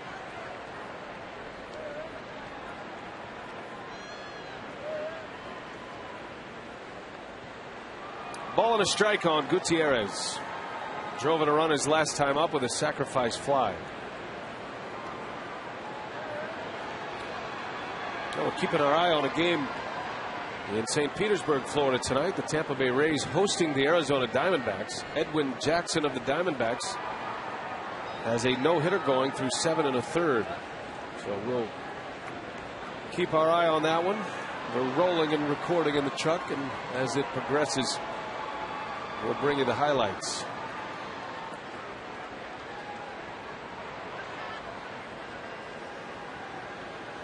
Figgins takes off. Slow curveball, and again, no chance for Lucroy. Third steal of the game for Sean Figgins. He steals back-to-back bases in his 5th. 19 on the year now for Figgins. Big overhand curveball. Bushy takes a while to get rid of the baseball, and really no chance for Lucroy. Well, that's a big steal right there. It puts a runner at third base with just 1 out. Brewers bring their infield in. Bouncing ball. McGee coming to the plate, and the tag. He is out at home. Figgins is cut down. Second out of the inning. Interesting with the 3-4 hitters. Gutierrez, the number 3 hitter, they had the contact play on. As soon as that ball was hit, Figgins on his way to home plate. I mean, no ifs, ands, or buts about it. And Figgins an easy out at home plate. Ordinarily in that spot in the lineup, you may want to have it go through. Not the case. And not even close at home.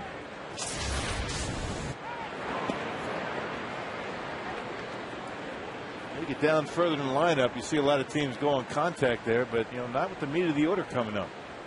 With your cleanup hitter coming to bat on contact, and it cost the Mariners.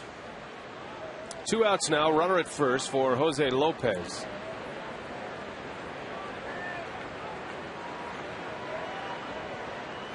Lopez doubled and scored in the second inning. He reached on an error in the last inning, and that error by Escobar would later lead to a run.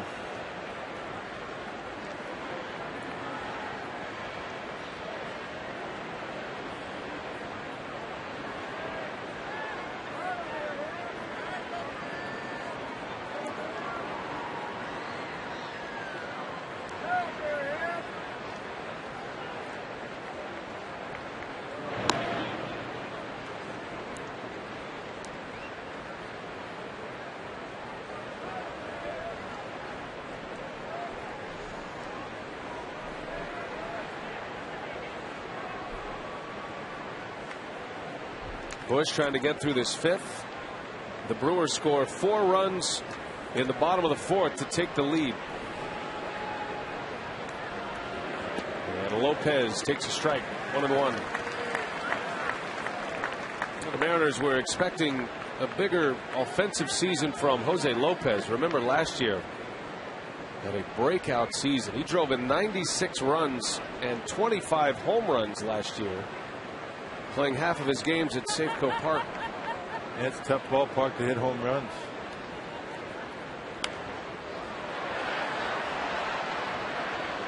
One and two the count.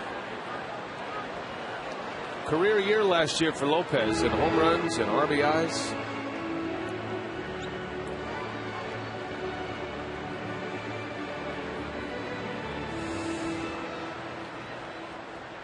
One of the many Mariners that has not produced up to the expectation level.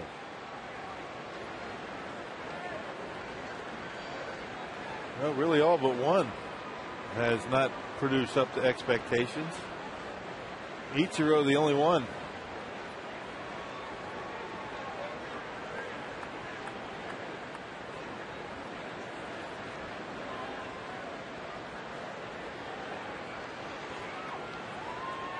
One and two the count on Lopez. And a swing and a miss. Lucroy blocks it, slaps the tag on him to secure it. So Dave Bush, a scoreless fifth inning. And a strikeout on Lopez to end it.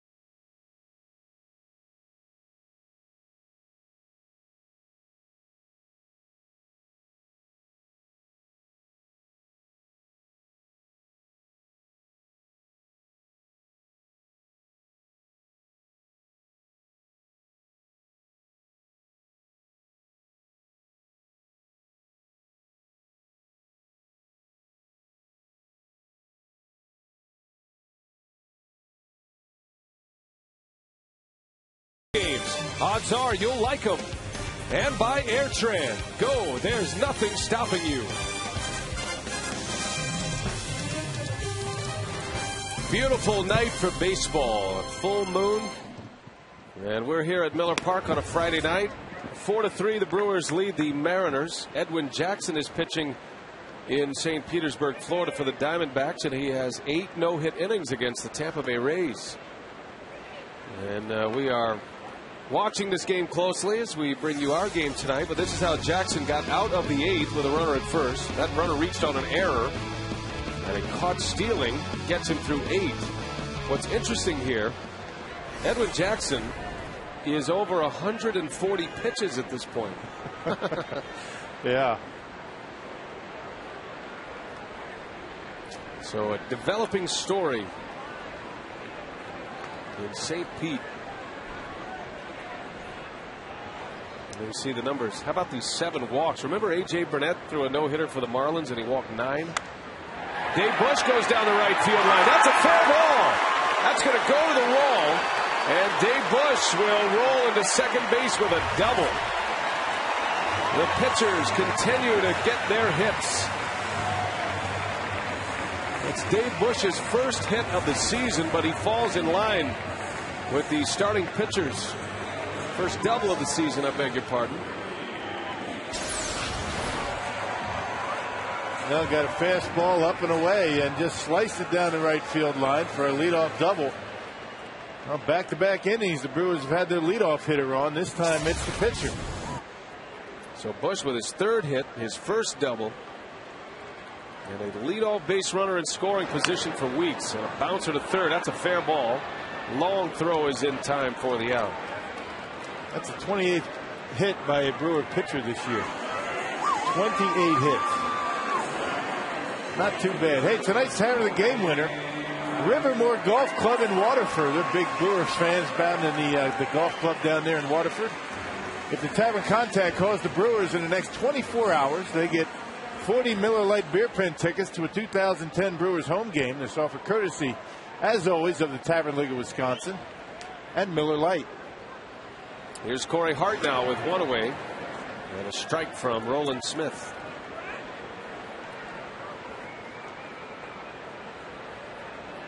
I remember earlier this year in St. Pete, CC Sabathia had a no-hitter going into the 8th inning as Hart pops this one up. Figgins is going to give way to Ichiro. Second out of the inning. Now this week on Fox Saturday Baseball, it's an interleague primetime special. The Cubs and the White Sox. Fox Saturday Baseball presented by Chevrolet returns this week, 6 p.m. Central, only on Fox. But I remember Joe Girardi saying that even if Sabathia had not given up a hit in the 8th inning of that game against the Rays, he was coming out after that inning because of a pitch count that was right around 120 at the time. Here's Edwin Jackson in Tampa with 140. Do you leave him in for the 9th? I don't believe the Joe Girardi story. That was Do you think hard CC Sabathia would have come out of that game with a He no-hitter? said he was coming out. Come on. I heard it from his own mouth. I know. I believe he said it. He said Kelly Shopping was his last hitter. How's that conversation going to go in the dugout? I was surprised he brought it up. Fielder. Oh, what a play by Mike Sweeney. Stabs the line drive. The inning is over. That saves a run and a hit.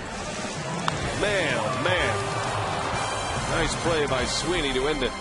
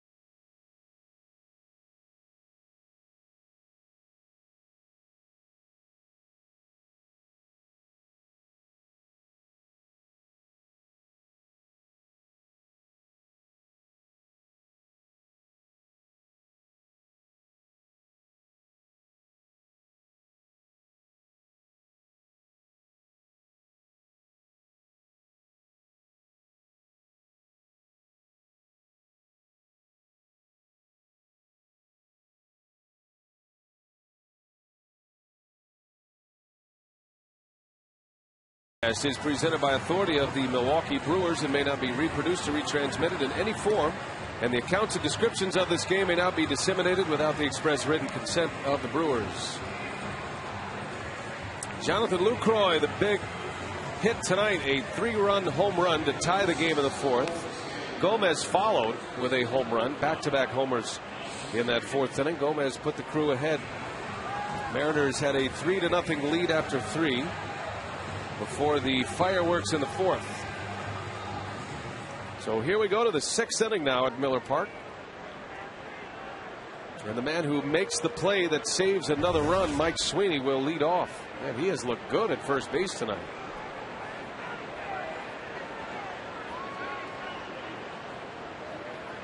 Sweeney's made a couple of diving stops over there. And the last one against Fielder cost Fielder an extra base hit and an RBI. Brewers get a leadoff double from their pitcher and cannot score.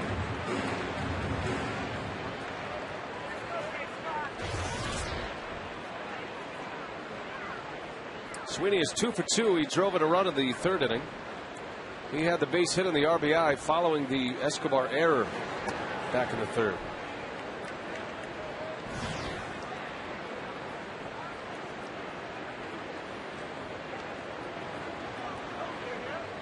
Don't forget, tomorrow we're on the air at 2:30 for Brewers Live. It's a 3:10 first pitch. A little bit different start time tomorrow. Yeah. Got to work around the Fox national broadcast window tomorrow. So that's why the game starts at 3:10, if you're wondering. That'll give us a chance to head down to Summerfest afterwards. Yeah.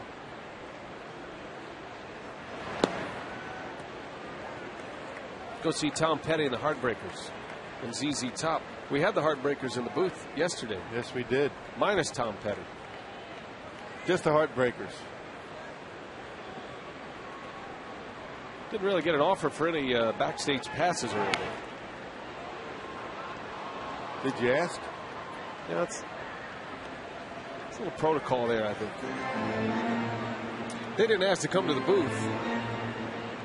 Yeah, they did. Oh, they did?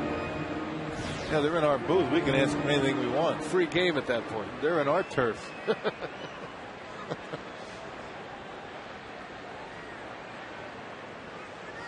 hook that up, Rob. Should I make a call for you? I think so. Sweeney leans out on one. A pop-up. Braun makes a catch. So one gone here in the 6th. Remember our AT&T trivia. Which player led the 1980s in hits? And it was Robin Yount. Over 1,700 hits through the decade of the 80s. Robin Yount, the great Brewer. It's Ichiro in the 2000s. Over 2,000 hits. There's a good example of how good Ichiro has been. Pete Rose in the 70s. Robin Yount in the 80s. Mark Grace, speaking of Fox. Yeah. Yeah, Grace could hit, man. He really could. Another one in the air. Milton Bradley is out. And 2 quick outs for Dave Bush. Good pitch by Bushy, figuring that maybe Milton Bradley was going to be taking. He was very patient at the plate his first 3 times up, and then this time up, picking on the first pitch. And flies out weakly to left. By the way, we're keeping an eye on the game in St. Pete at Tropicana Field. Edwin Jackson has a no-hitter through 8. He is now on the mound in the 9th. And has a strikeout of B.J. Upton to start that inning. So Edwin Jackson is 2 outs away from a no-hitter. That's closing in on 150 pitches. There's some nervous coaches in that Diamondbacks dugout. He might have to have a couple of weeks off after that. Going old school. Yeah. That series was billed as the reunion of the Upton brothers. The first time they've ever played against each other. Justin for the Diamondbacks, BJ of the Rays. Hard to figure the Tampa Bay Rays, this dynamic offense. Great ball club there. Dallas Braden threw his perfect game against the Tampa Bay Rays. And last year it was Mark Burley who went perfecto against Tampa Bay as well. They're not exactly like the homecoming team, you know what I mean? The Rays. Right. Hard to figure they can be no hit that often. That one's in the air to center field. This is going to be the best inning for Dave Bush. Good 6 for Bush.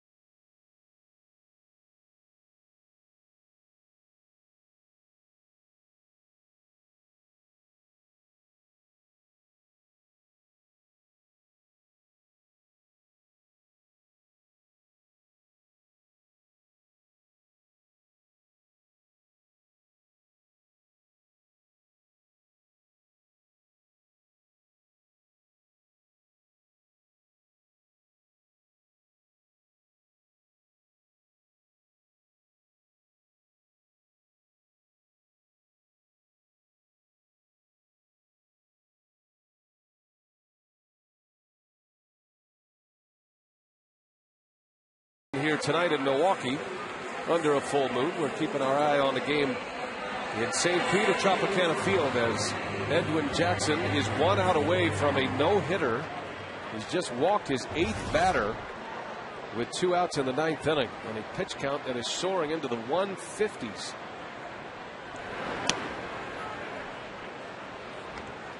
Ryan Braun leads off for the Brew Crew.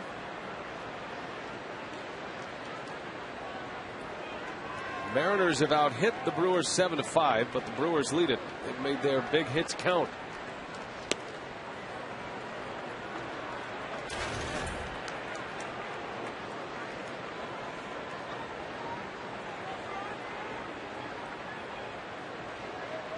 Braun has a base hit tonight. He singled and scored in the 4th.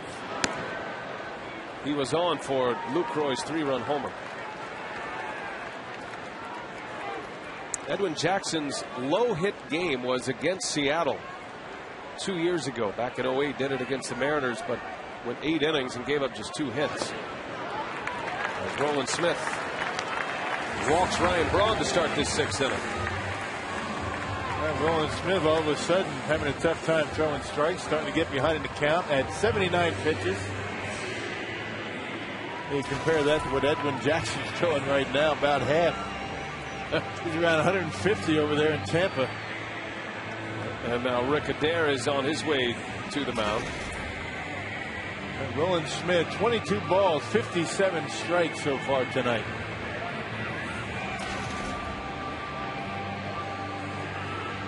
So a quick trip to the mound for the Mariners pitching coach. Well, let's take you to St. Pete.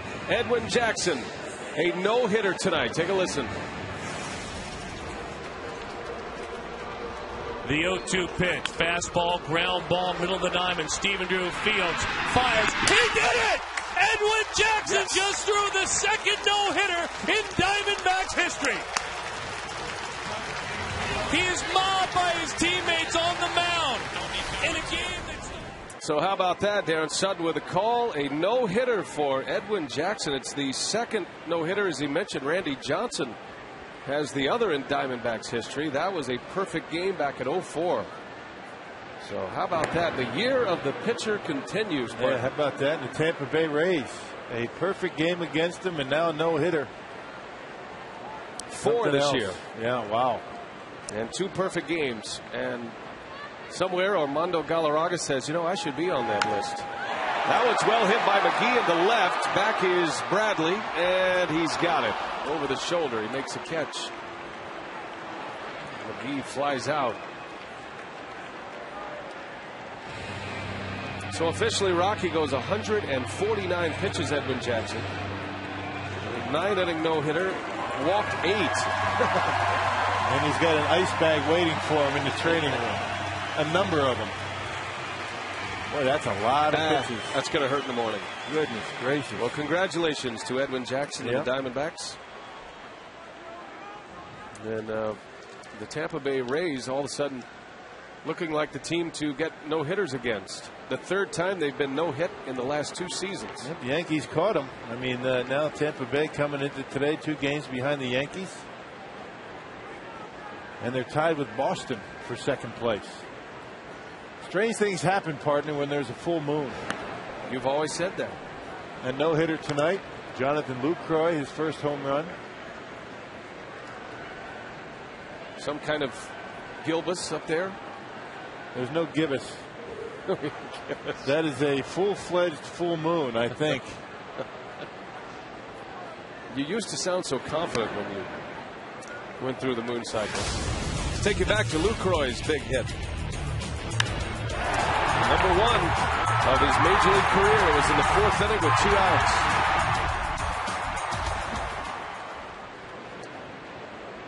First home run, first RBIs in the big leagues for Lucroy.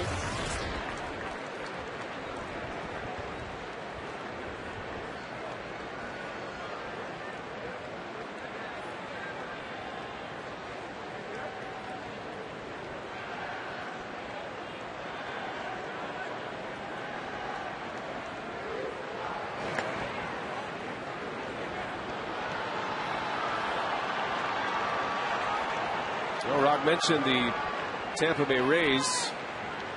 Right now the Yankees are 2 games up. Boston in 2nd. The Rays, who were off to that great start, have fallen back to the pack a little bit. Padres went in there and won the series from the Rays, and now they get no hit tonight by Edwin Jackson as Lucroy draws the walk. 2 walks in the inning for Roland Smith. 2 on, 1 out, and here comes Carlos Gomez. And Brock, last time up, while the curtain call was still in progress, Gomez brought them all to their feet here. Well, you give him a pitch up and in. I mean, you can't throw it too far inside for Gomez to be able to get a bat on it. There's no doubt about that. His power when you try and crowd him with a fastball.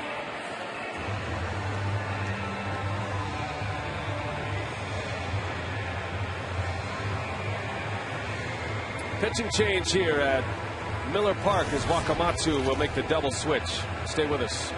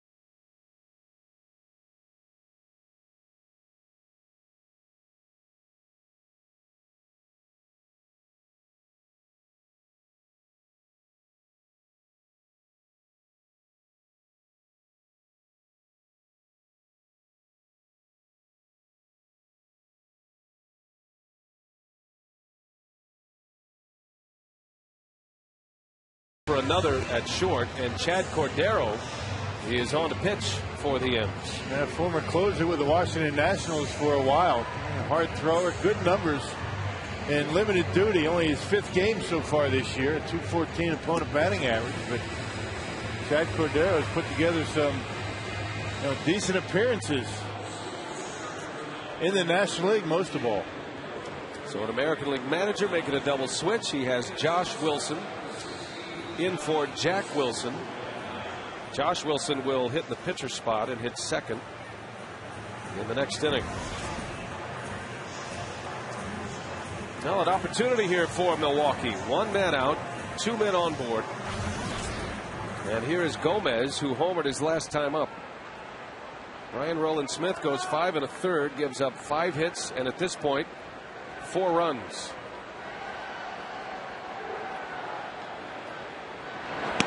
Big cut from Gomez.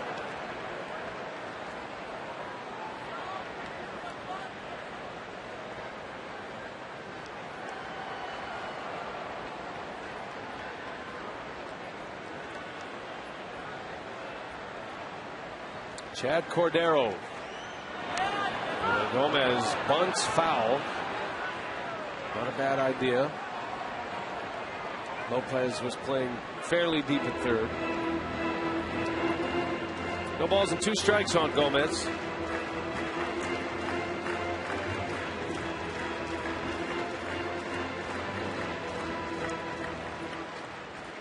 See Mark and Debbie Atanasio.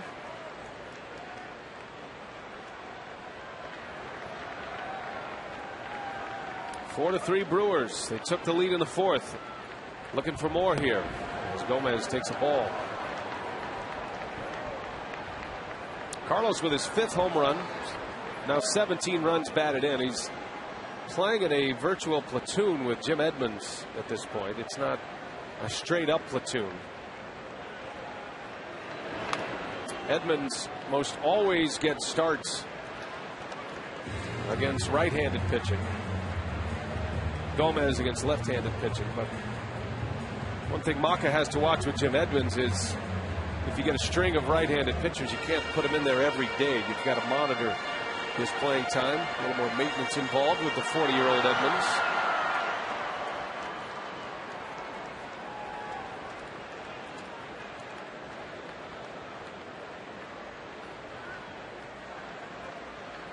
One ball, 2 strikes on Gomez. 2-2.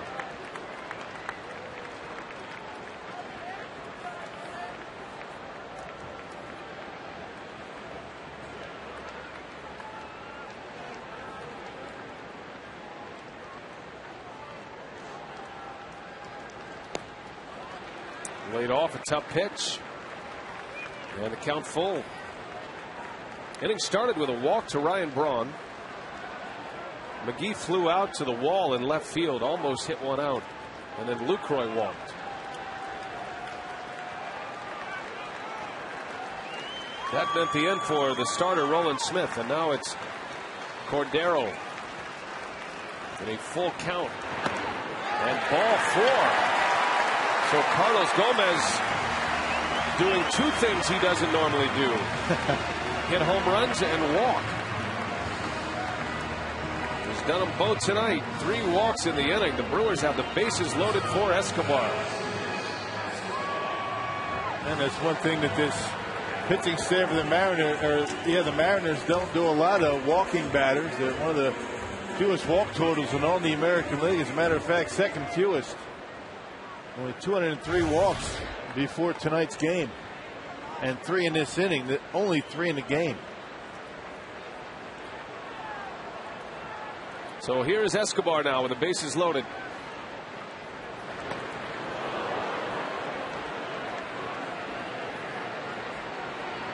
Escobar is 0 for 2.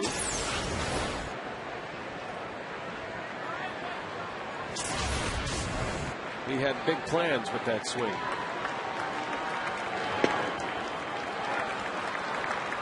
Well, Escobar overall is hitting .254, but he has been outstanding with runners in scoring position this season. A .324 batting average. Has 2 in scoring position here. The 1-1.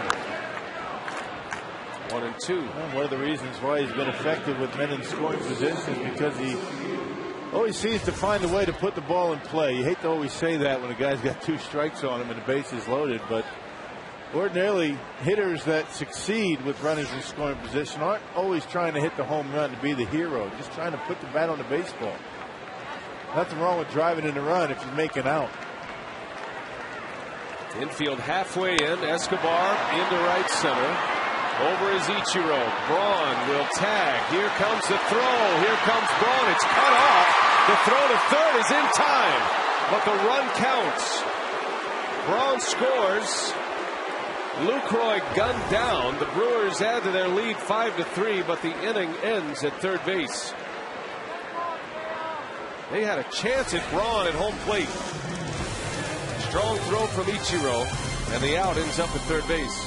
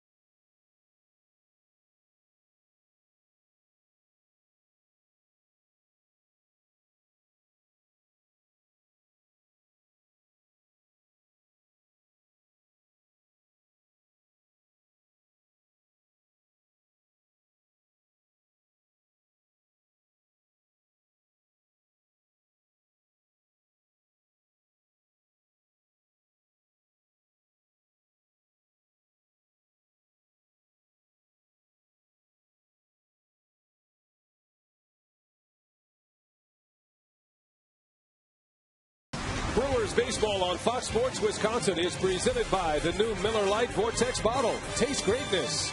And by Toyota. Thank you for standing by us. For more information, visit buyatoyota.com. You always like to think that you're going to be aggressive at third, but obviously if he's got the ball in his hands, you have to be a little bit more guarded. He's got one of the best arms and one of the most accurate throwers in the American League. So, you really have to be cautious and make sure that you make good decisions and make sure you guys have a chance to score. And Ichiro with his third outfield assist this year.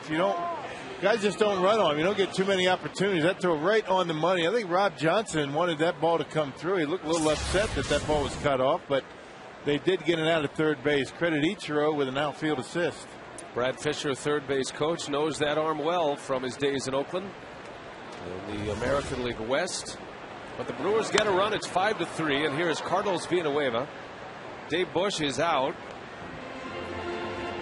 So Villanueva enters the game, and he will deal with Ichiro, due up third in this inning.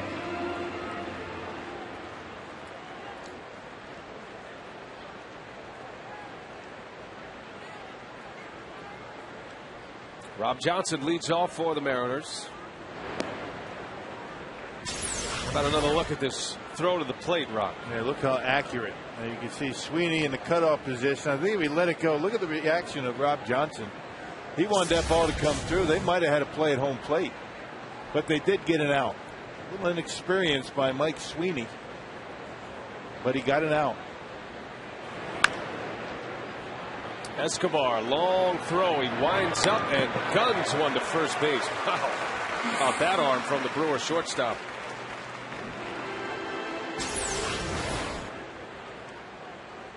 Well, it would have been close. I mean, if that ball bounces, and Ichiro gave Rob Johnson a pretty good, that would have been a nice, easy bounce to handle. Far enough away from home plate, it wouldn't have been a short hop, and would have been interesting had it gone through. A big run for the Brewers.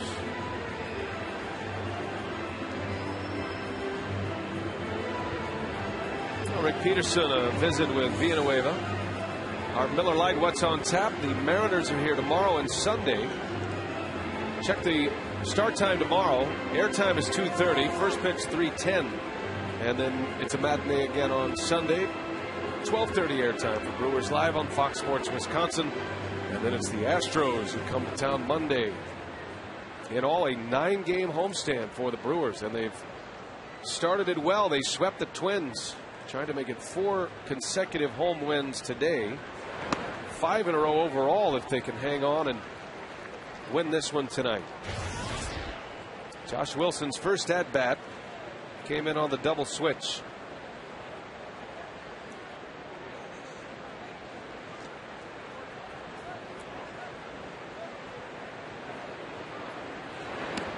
Mariners have 2 shortstops named Wilson.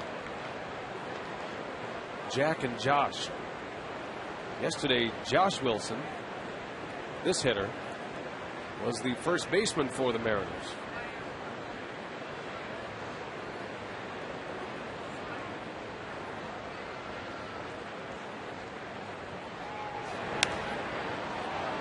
In the air to left. A fly ball out for out number 2 for Carlos Villanueva. Our text question tonight brought to you by Ho-Chunk Gaming Wisconsin. John in Delafield, who is the best leadoff hitter in baseball today? I think you might be looking at him right there. Funny you should have that pop up when Ichiro comes to the plate. When you talk about on base percentage, doesn't get much better than Ichiro. 394 coming in. Batting average at 339. You know, throughout his career, he's not a hitter that's going to walk a whole lot. We talked about 9 full years in Major League Baseball, averaging 37 walks a year, actually 47 walks a year, and only 37 strikeouts. Not too shabby. He is a joy to watch. He is a baseball player through and through both sides. Every year he's been in the major leagues, he has been an all-star. He has won a Gold Glove. Every year he's been in the big leagues. Has 9 of them now. This is his 10th season in the big leagues. He's led the league in hitting, or rather led the league in hits on 6 occasions. And he's already walked 26 times this year. That's a lot for him. Well, his worst season batting, he hit .310. In 4 of his 9 seasons, he's hit .350 or better. Cameron Lowe gets loose. Definitely a photo op with Ichiro at the plate. Ichiro draws the walk, so a 2-out base runner for the Mariners.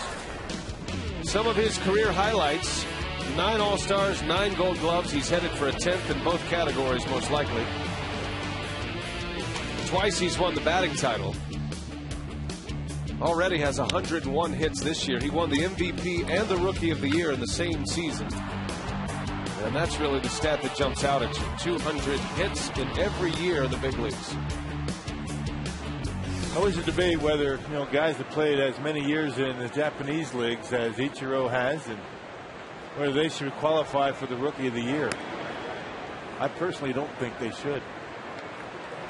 They've been playing pro ball a long time. The major leagues in a different country, I think, should exclude those players.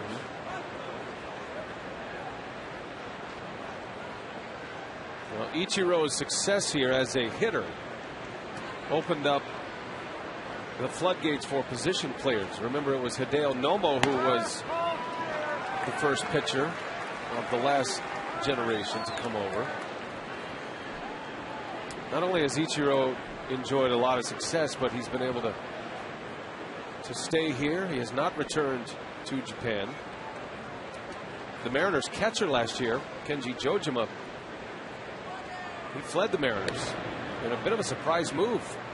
He had 2 years left on a deal, but it was his option, and he chose to leave the Mariners and go back to Japan and play. Kind of left the Mariners a little shorthanded behind the plate. Ichiro has remained in Seattle for a decade. Well, some can handle the culture, some can't. I mean, it goes both ways. Americans go over to Japan, have a tough time. Some, there's never really, in between. You either love it over there or you don't like it over there. And it's same, I guess the same goes with Japanese players that come to the United States and play. Georgian just one comfortable, went back home. Ken Maka certainly enjoyed his time in Japan. He loved playing there in the 80s. He kind of followed another big league manager, Charlie Manuel, who was there in the 70s and had a lot of success. And then Maka was the big home run hitter in the 80s. Still refers to his playing days in Japan and some of the things that he now takes to the dugout as a manager that he learned over there. Work ethic, number one. Fundamentals. Yeah. Different kind of attention to fundamentals in Japan. Situational hitting. I mean, discipline. Those guys are in shape. A lot of running, a lot of conditioning. Ichiro takes off. Lucroy got a chance. The tag is not in time. Well, good throw would have got him. Well, being away with it did a good job giving Jonathan Lucroy a shot. Lucroy's throw a little bit high. Got rid of it quickly, had something on it. And that ball's down a little bit. He throws it out at second base. 21st steal for Ichiro. Arm dropped just a little bit for Jonathan. That's why that ball sailed on him a bit.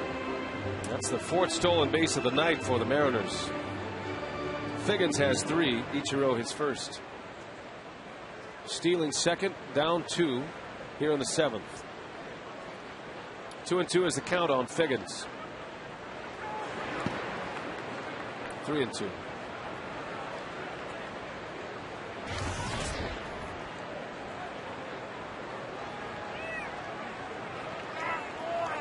Well, Dave Bush, after a shaky start, is in line for the win here. Giving up 3 runs through the first 3 innings. That settles down and goes 6 tonight. Only 2 of those runs are earned. Another quality start for the Milwaukee pitching staff.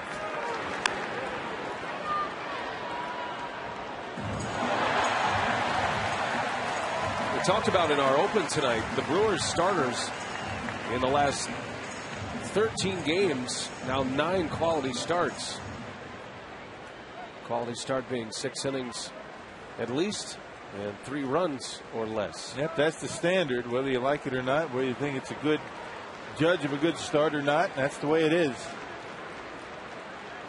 3-2 pitch. Swing and a miss. Lucroy has to go to first, and a good throw secures the strikeout. Villanueva, a scoreless 7th inning, 5-3 Milwaukee.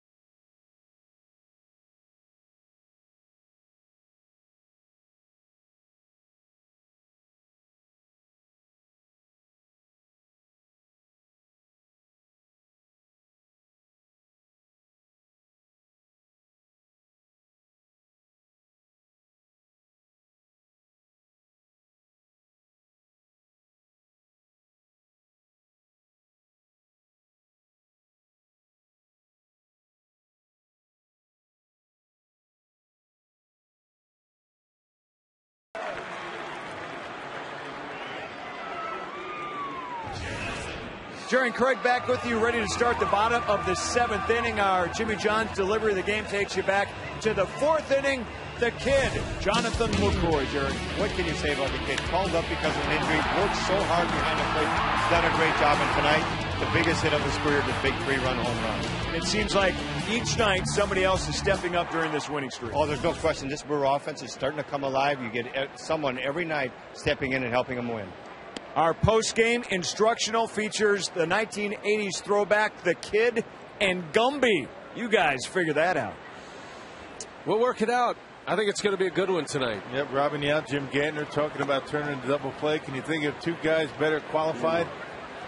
That's going to be a good one. It's like an old shoe, right? Fits perfectly. Of course, we're assuming it's the Robin Yount shortstop version, not the center field version. Right, yep, shortstop. Nice. Not that he couldn't do both. Tonight we're going infield play. So a 1982 instructional tonight. What will be your role in this instructional tonight? Stay out of the way. Moderator? I think, they might want me sliding into second base. Jim Edmonds pinch hitting.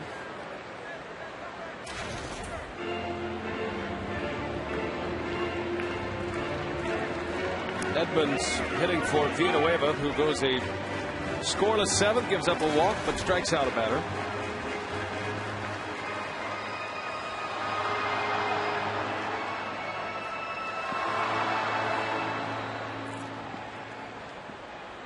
Brewers lead 5-3. LaCroix, the big hit, as Craig and Jerry mentioned, the 3-run homer. That tied it. The next batter was Carlos Gomez. He put the Crew on top.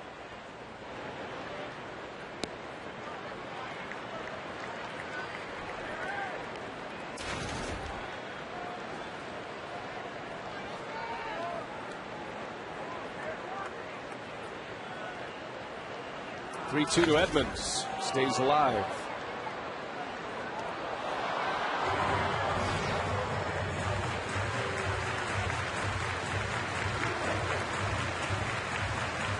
Game started with a couple of starting pitchers who are trying to stay in the rotation. Ryan Roland Smith of the Mariners, Dave Bush of the Brewers. Roland Smith has been the odd man out on one occasion. He went to the bullpen in May. Eric Bedard is soon to return for the Mariners. So it's a question on whether Roland Smith will stay in the rotation or not. Same goes for Dave Bush when Doug Davis comes back. How about that play by Figgins? And Edmonds is retired. One Angel taking care of another former Angel. Say, if you've ever dreamed of seeing the Crew on the road, watch Brewers telecast on June 28th, 29th, and July 1st. You'll have the chance to win a trip for 2 courtesy of AirTran Airways. Log on to foxsportswisconsin.com. Click the AirTran Flyaway link for more details.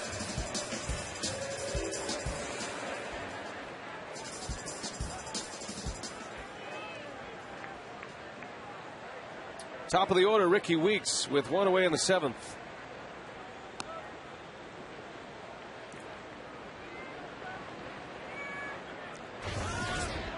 Weeks facing a former All-Star in Chad Cordero. This guy put together 3 tremendous seasons with the Washington Nationals starting in 05. He was the Rolaids Relief Man of the Year in 05. Had 47 saves, and he had a 3-year stretch where he had 113 saves, second behind only Trevor Hoffman in that same stretch. Well, that season of 05, the 47 save season, he led all of baseball in saves that year. That was his All-Star year. Did that get him? It did. Weeks is hit by a pitch. So the 2 guys who top the National League in hit by pitches, Ricky Weeks and Prince Fielder, add to their total tonight. Weeks is aboard the 2nd time he's hit by a pitch. Yeah, that one got him right on the thigh, just above the knee. That's not going to hurt too much. Easy for me to say, though. Well, he didn't get the knee, didn't get the bone. I think it hurt Rob Johnson more than it did Weeks. The ricochet.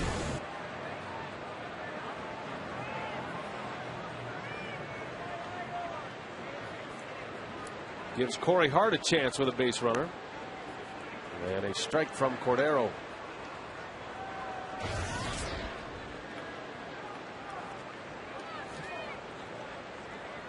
Hart is 1 for 3 tonight.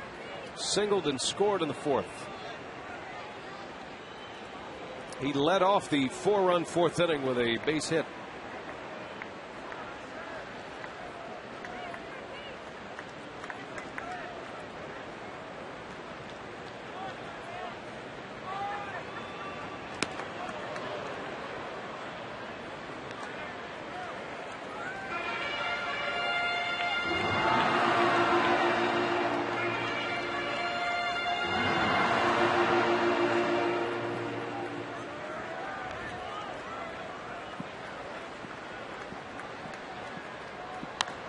Hart into right field. Ichiro eases over. That ball's traveling. But Ichiro makes a catch. Weeks will tag. He'll test the arm, and he's in there. Ricky Weeks challenging the strong arm of Ichiro.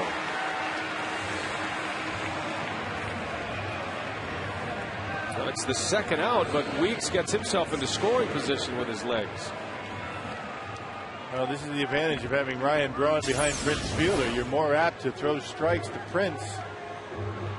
That is unless they go to the bullpen. There's only one left-handed pitcher down in that bullpen for Seattle. That Garrett Olson might be the time for him. Here he comes. We'll set him up when we continue. We'll take a timeout on a pitching change at Miller Park.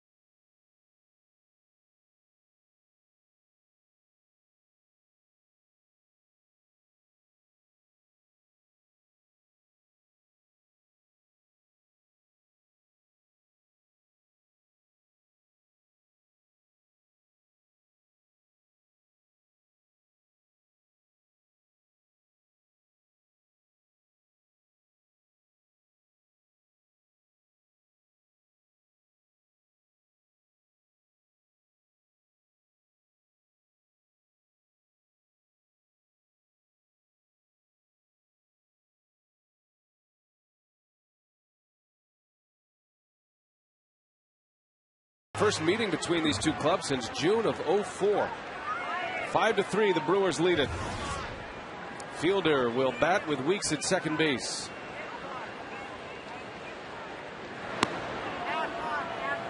Curveball strike from Olson. Prince is 0 for 3.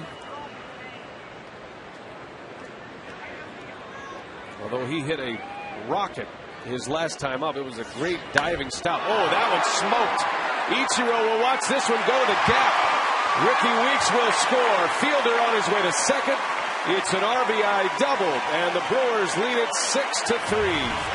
Well, the advantage of having Ryan Braun behind Prince Fielder. I mean, in an ordinary lineup, they're just going to walk Prince and get to the guy behind him. But with Prince Fielder and Ryan Braun flip-flopping in that batting order, things a little bit different. They go to the pitching change. The only left-hander now burnt for the Mariners, and that fastball very hittable up in the strike zone. And check out Prince. Gets that bat head out in front. You can see he hits it right on the sweet spot and finds a gap in right center. And a big 2-out double for Prince to drive in a run. And Ricky Weeks' aggressive base running allowed the Brewers to get that insurance. Well, 5 of the 6 runs have been delivered with 2 outs. And it's surprised they're not walking Braun here. But again, the presence of Casey McGee coming into play.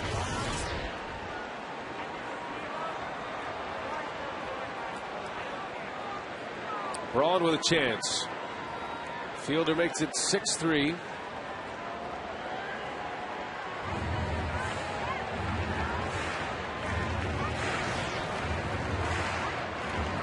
Two-out RBIs tonight from Lucroy, Gomez, and now Fielder.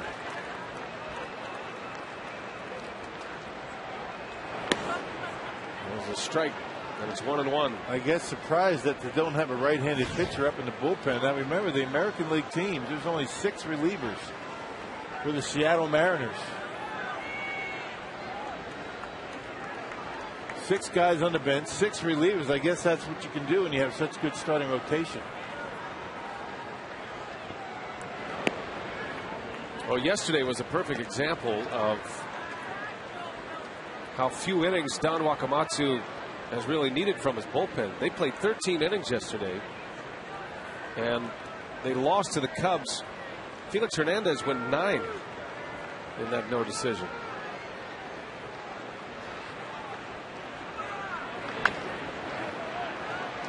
Deep at third, Lopez in time. Braun retired, but Prince drives in a run, and the Brewers lead it 6-3 as we head to the 8th.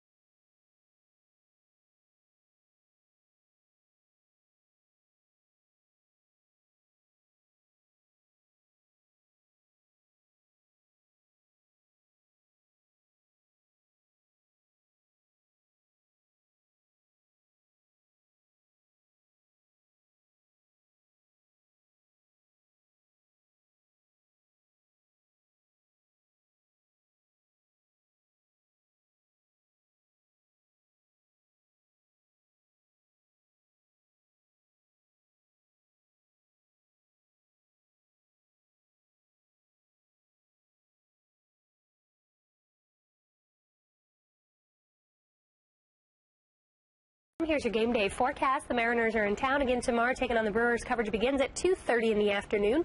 It'll be partly sunny and warm in Milwaukee. First pitch temperature 83 degrees, but there could be a couple of thunderstorms around.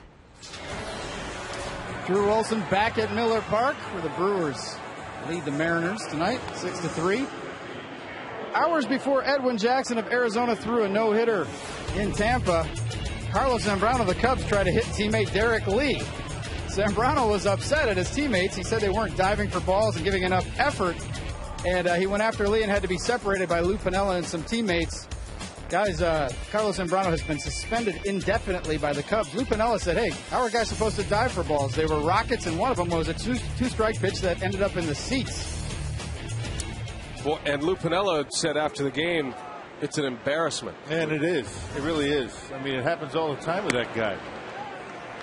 Well, good for the Cubs suspending him. That's not good for that organization, that team, good team chemistry. And just can't have a guy coming up on players. Remember Zambrano and Michael Barrett a few years ago. Yeah, that's right. Blaming the catcher for his problems, and now he's blaming Derek Lee for his problems. Well, Cameron Lowe is on the pitch for the Brewers, and as he continues to pitch well, Rocky, he's starting to get some of those prime-time late innings, and late innings with the lead as Lowe enters this game in a hold situation with a 3-run lead. Pitching with a lot of confidence, using that fastball with incredible sink on it. Like that. That's a fastball. Looks like more like a slider or a splitter. He's big and tall. He stands tall up there in his delivery, and that ball going straight down.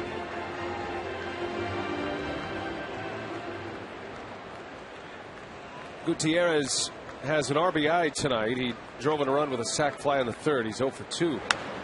Hits that one into left. Braun ranges over, and he's got it. Out number 1. Also around the league, we've had the no-hitter. We've had the eruption by Zambrano, and Roy Halladay pitching against his old club, the Toronto Blue Jays. No earned runs in 7 innings. Remember, this was the series, or is the series, where the Phillies are home at Citizens Bank Park, but the Blue Jays are the home team. Right. The G20 Summit going on in Toronto. Whoopsie. So the Blue Jays have to play on the road, but they get the final at bat. But Halladay was terrific once again against his old club. But they don't have to switch clubhouses. No, they get to stay in their own clubhouse. It's got to be, kind of interesting for the Philly fans to see their Phillies in road uniforms at Citizens Bank Park. Batting first.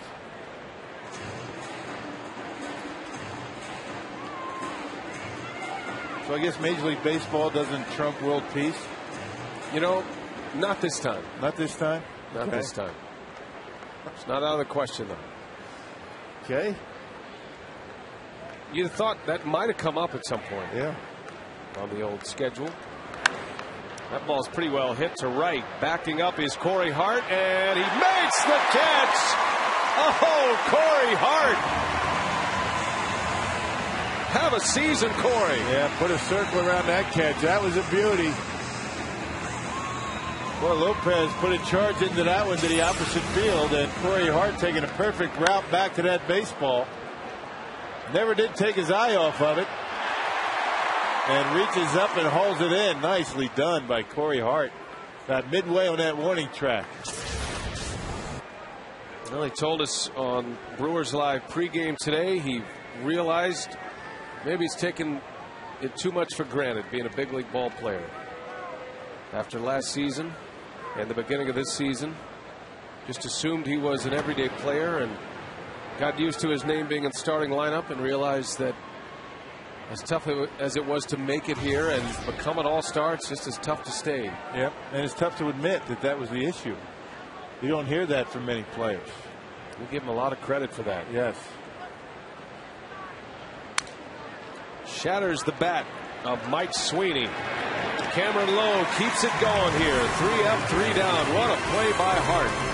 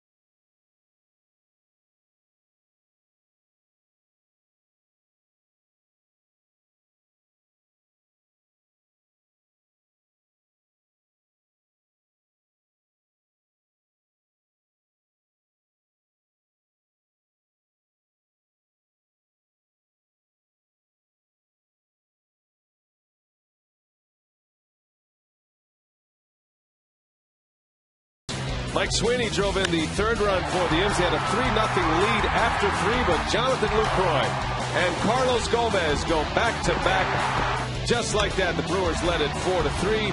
Escobar with a sac fly and an RBI.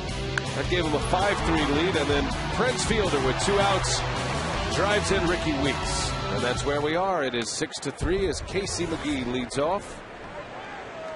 5 of the 6 runs coming with 2 outs.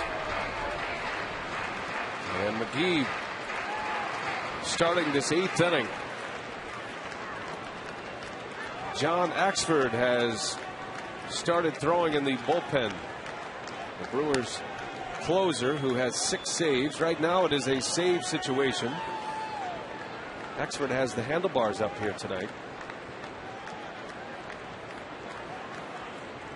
We've asked him if he has any rhyme or reason whether it goes handlebar or not. And mostly just does it to irritate Rock. But it's just, you know, on a whim. What do you mean, irritate me? Well, he knows you prefer the handlebars as opposed to the tooth scratchers. Tooth scratchers.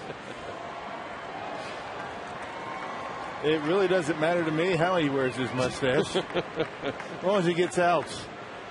That's the key.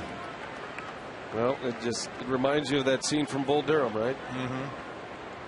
You can do whatever you want as long as you're winning and succeeding, as McGee draws the walk. The leadoff base runner of the 8th for the Brew Crew. And here comes Jonathan Lucroy, and he should get a big hand from this crowd.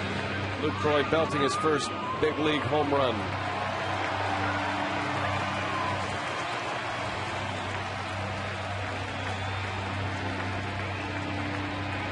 Lucroy, his first homer, his first RBIs are at the plate presented by Wendy's. And he walked his last time up. Has his batting average over 300 with that home run. At 304. And he has erased 2 big donuts off the scoreboard, hasn't he? Yeah. Well, home runs and RBIs. But that average has always been up there. He's come in swinging the bat pretty well. Had that average all the way up to 340 at one point.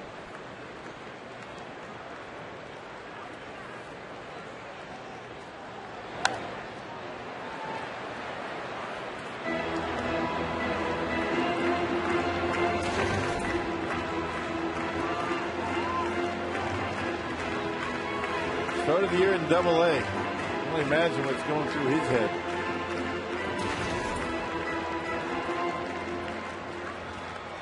Or what's going through his.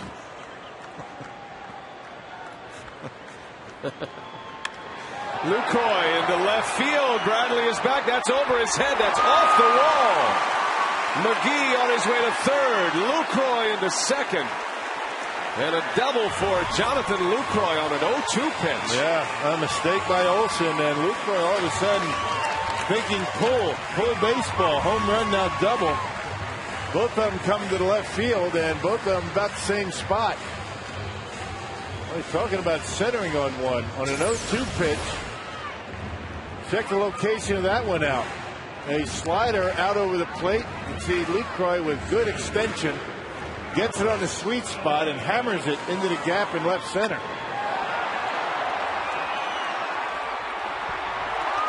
Jonathan getting out the whooping stick tonight.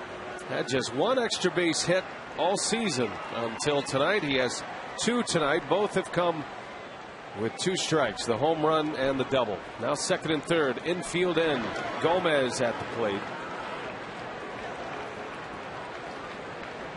Man, that might see some rumblings in that Brewer bullpen right now. You get a couple of runs, you might see somebody else come in. And on cue, Trevor Hoffman removes the jacket.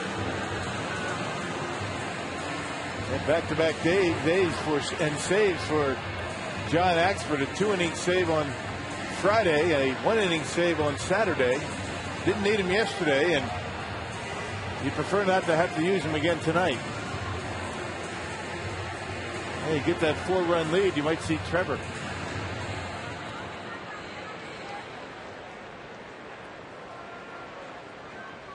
Second and third for Gomez, who is ahead in the count.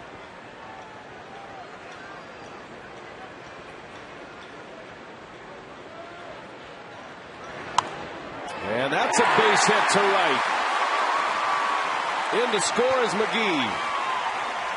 An RBI single for Carlos Gomez. He's having a big night tonight.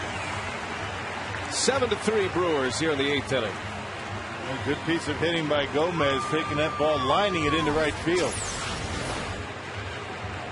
That's that slider. Olsen's having a problem getting that ball down and in. He's trying to back foot that slider to the right-handers and leaving it out over the plate, and Gomez hammers it into right. There's your 4-run lead.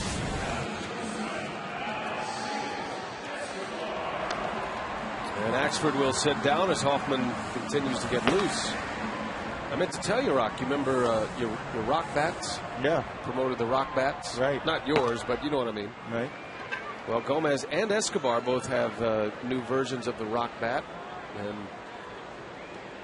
after the Brewers Live instructional, you've created some business for the Wisconsin-based company. There you go. Roland Hernandez, the wood scientist, he was here today.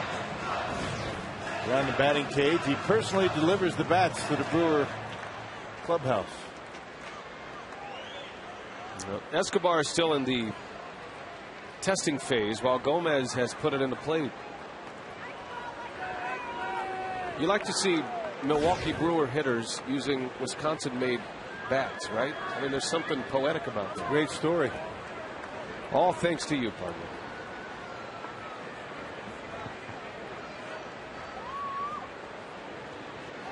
Gomez takes off. Escobar into left. Lucroy is going to tag. Bradley makes the catch. Long throw to the plate. Lucroy slides safely. That ball's cut off. And it's 8-3 Brewers. Sacrifice fly and an RBI for Escobar. Well, his second sac fly tonight. One to right, one to left. That's what we're talking about. Putting the bat on the baseball with men in scoring position for Escobar. Not a hit, but a productive out. And able to get it deep enough to score Lucroy from third base.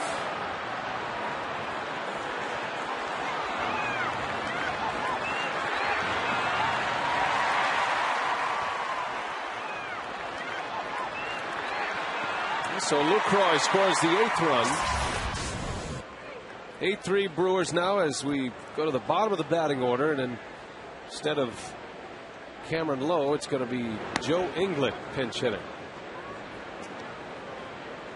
Might see Joe Inglet get a start at second base at some point, or perhaps in the outfield. He is finally healthy enough after an ankle injury to return to the field. He's been pinch hitting, and pinch hitting well, as a matter of fact.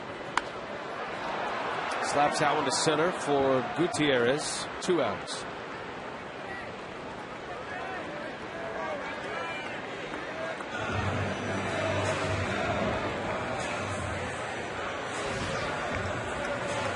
So Inglet retired. Don Wakamatsu is on his way back to the mound with Ricky Weeks coming up. Stan Kyle's ordering a pizza. So the lefty Olsen is out. 8-3 Milwaukee. Pitching change. Stay with us.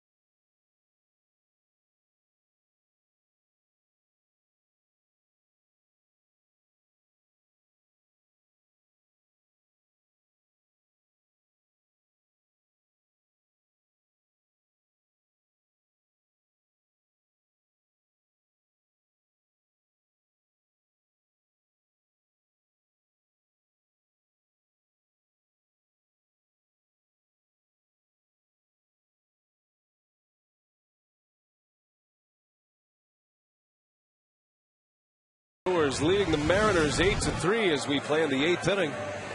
Don't forget, Brewers Live coming up following the game. We'll have complete coverage of this matchup. You'll hear from the manager, Ken Maka. And, of course, coverage of the no-hitter tonight. Edwin Jackson of the Diamondbacks. No hits. The Tampa Bay Rays in St. Pete. Mariners closer, David Ardsma, is in with his club trailing 8-3. Pitched an inning yesterday in that loss in 13 innings to the Cubs, a 3-2 loss for the Mariners. And with 13 innings, they only needed 4 relievers to give them 4 innings yesterday. And they've only got 6 guys out there. It's not often you see an 11-man pitching staff these days. 5 starters, 6 relievers. The Brewers right now carrying 13 pitchers. I was talking to Brian Sweeney, who is one of the Mariners relievers.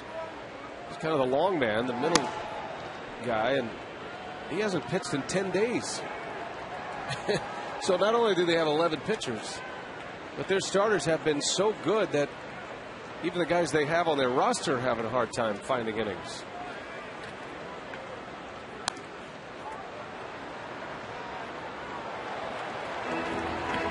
Why do they bring their closer in and down by 5 runs? That was my next question. I asked it for you. I thought we might see Brian Sweeney here. Instead, it's David Ardsma, which serves 2 purposes. The Brewers get a look at their closer, perhaps setting up for tomorrow. I guess for Wakamatsu, he gets out of the inning, which is what he wanted most. So we head to the 9th. Last call for the M's. It's 8-3 Brewers.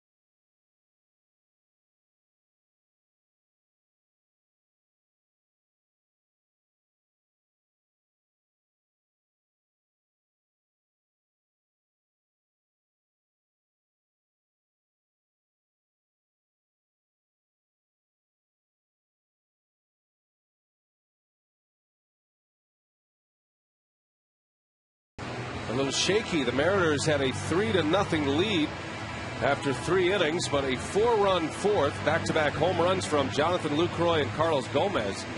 Lucroy's first big league homer. The Brewers had the lead. They have not given it up, and now they lead 8-3, and Trevor Hoffman will get some work, and a big round of applause as Trevor is introduced here for the 9th. Well, this pitched on Sunday against the Rockies. Picked up a win, pitched a perfect 8th inning with a strikeout. Hoffman taken out of the closer's role, but has gone 6 scoreless outings consecutively. And Ken Maka even hinted that in the right kind of scenario, he would return Hoffman to that closer's role. He might get a chance at a save. Axford has been terrific. He is 6 for 6 in save opportunities.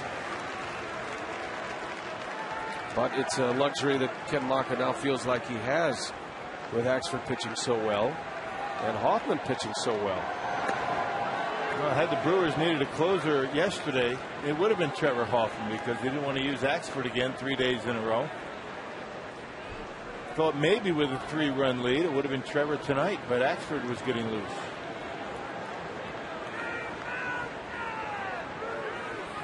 Milton Bradley leading off and takes a strike on the corner from Trevor. And that's really been the key pitch for Hoffman, that located fastball.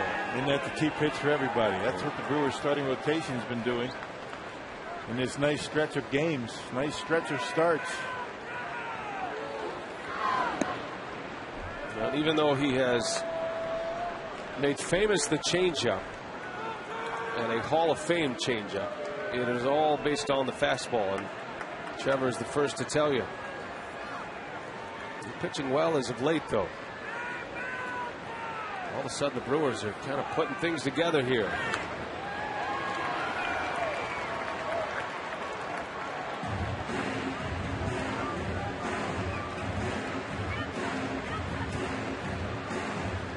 Milton Bradley is hitless tonight.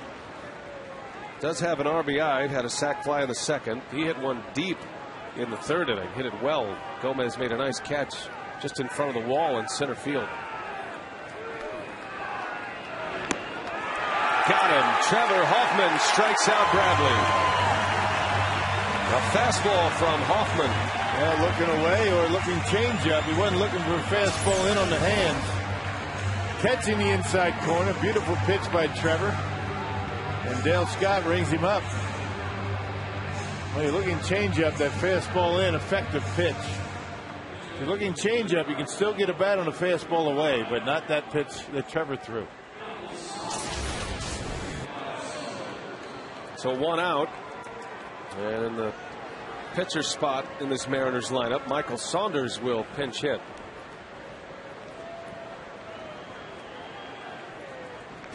The Brewers bullpen has been terrific for a long stretch now, a couple of weeks. Dave Bush went 6, 3 runs, 2 earned. And then it was Villanueva, a scoreless 7th. Cameron Lowe, a scoreless 8th, retired the side in order. And now Hoffman here for the 9th.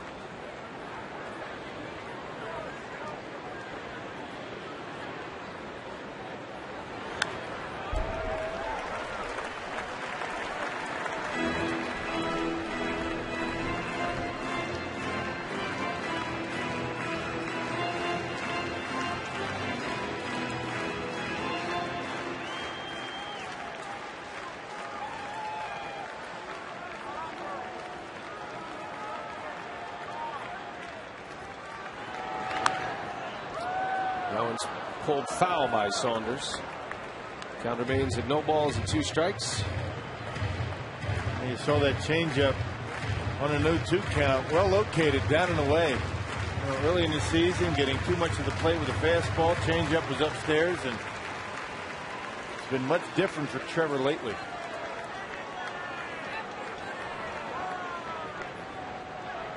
No, here's to you.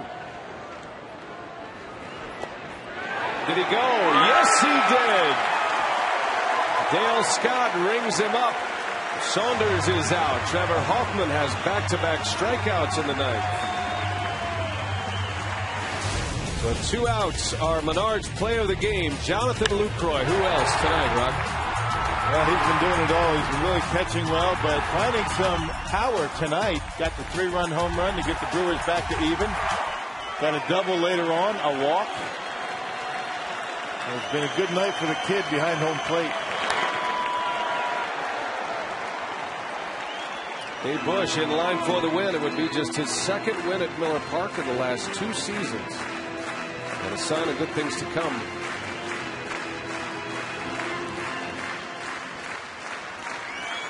Bush trying to improve to 3-5. You give him a lot of credit as well. His spot was Skip in the rotation. Bouncing ball to third. This should do it. Casey McGee makes the play. And this ball game is over. The Brewers win.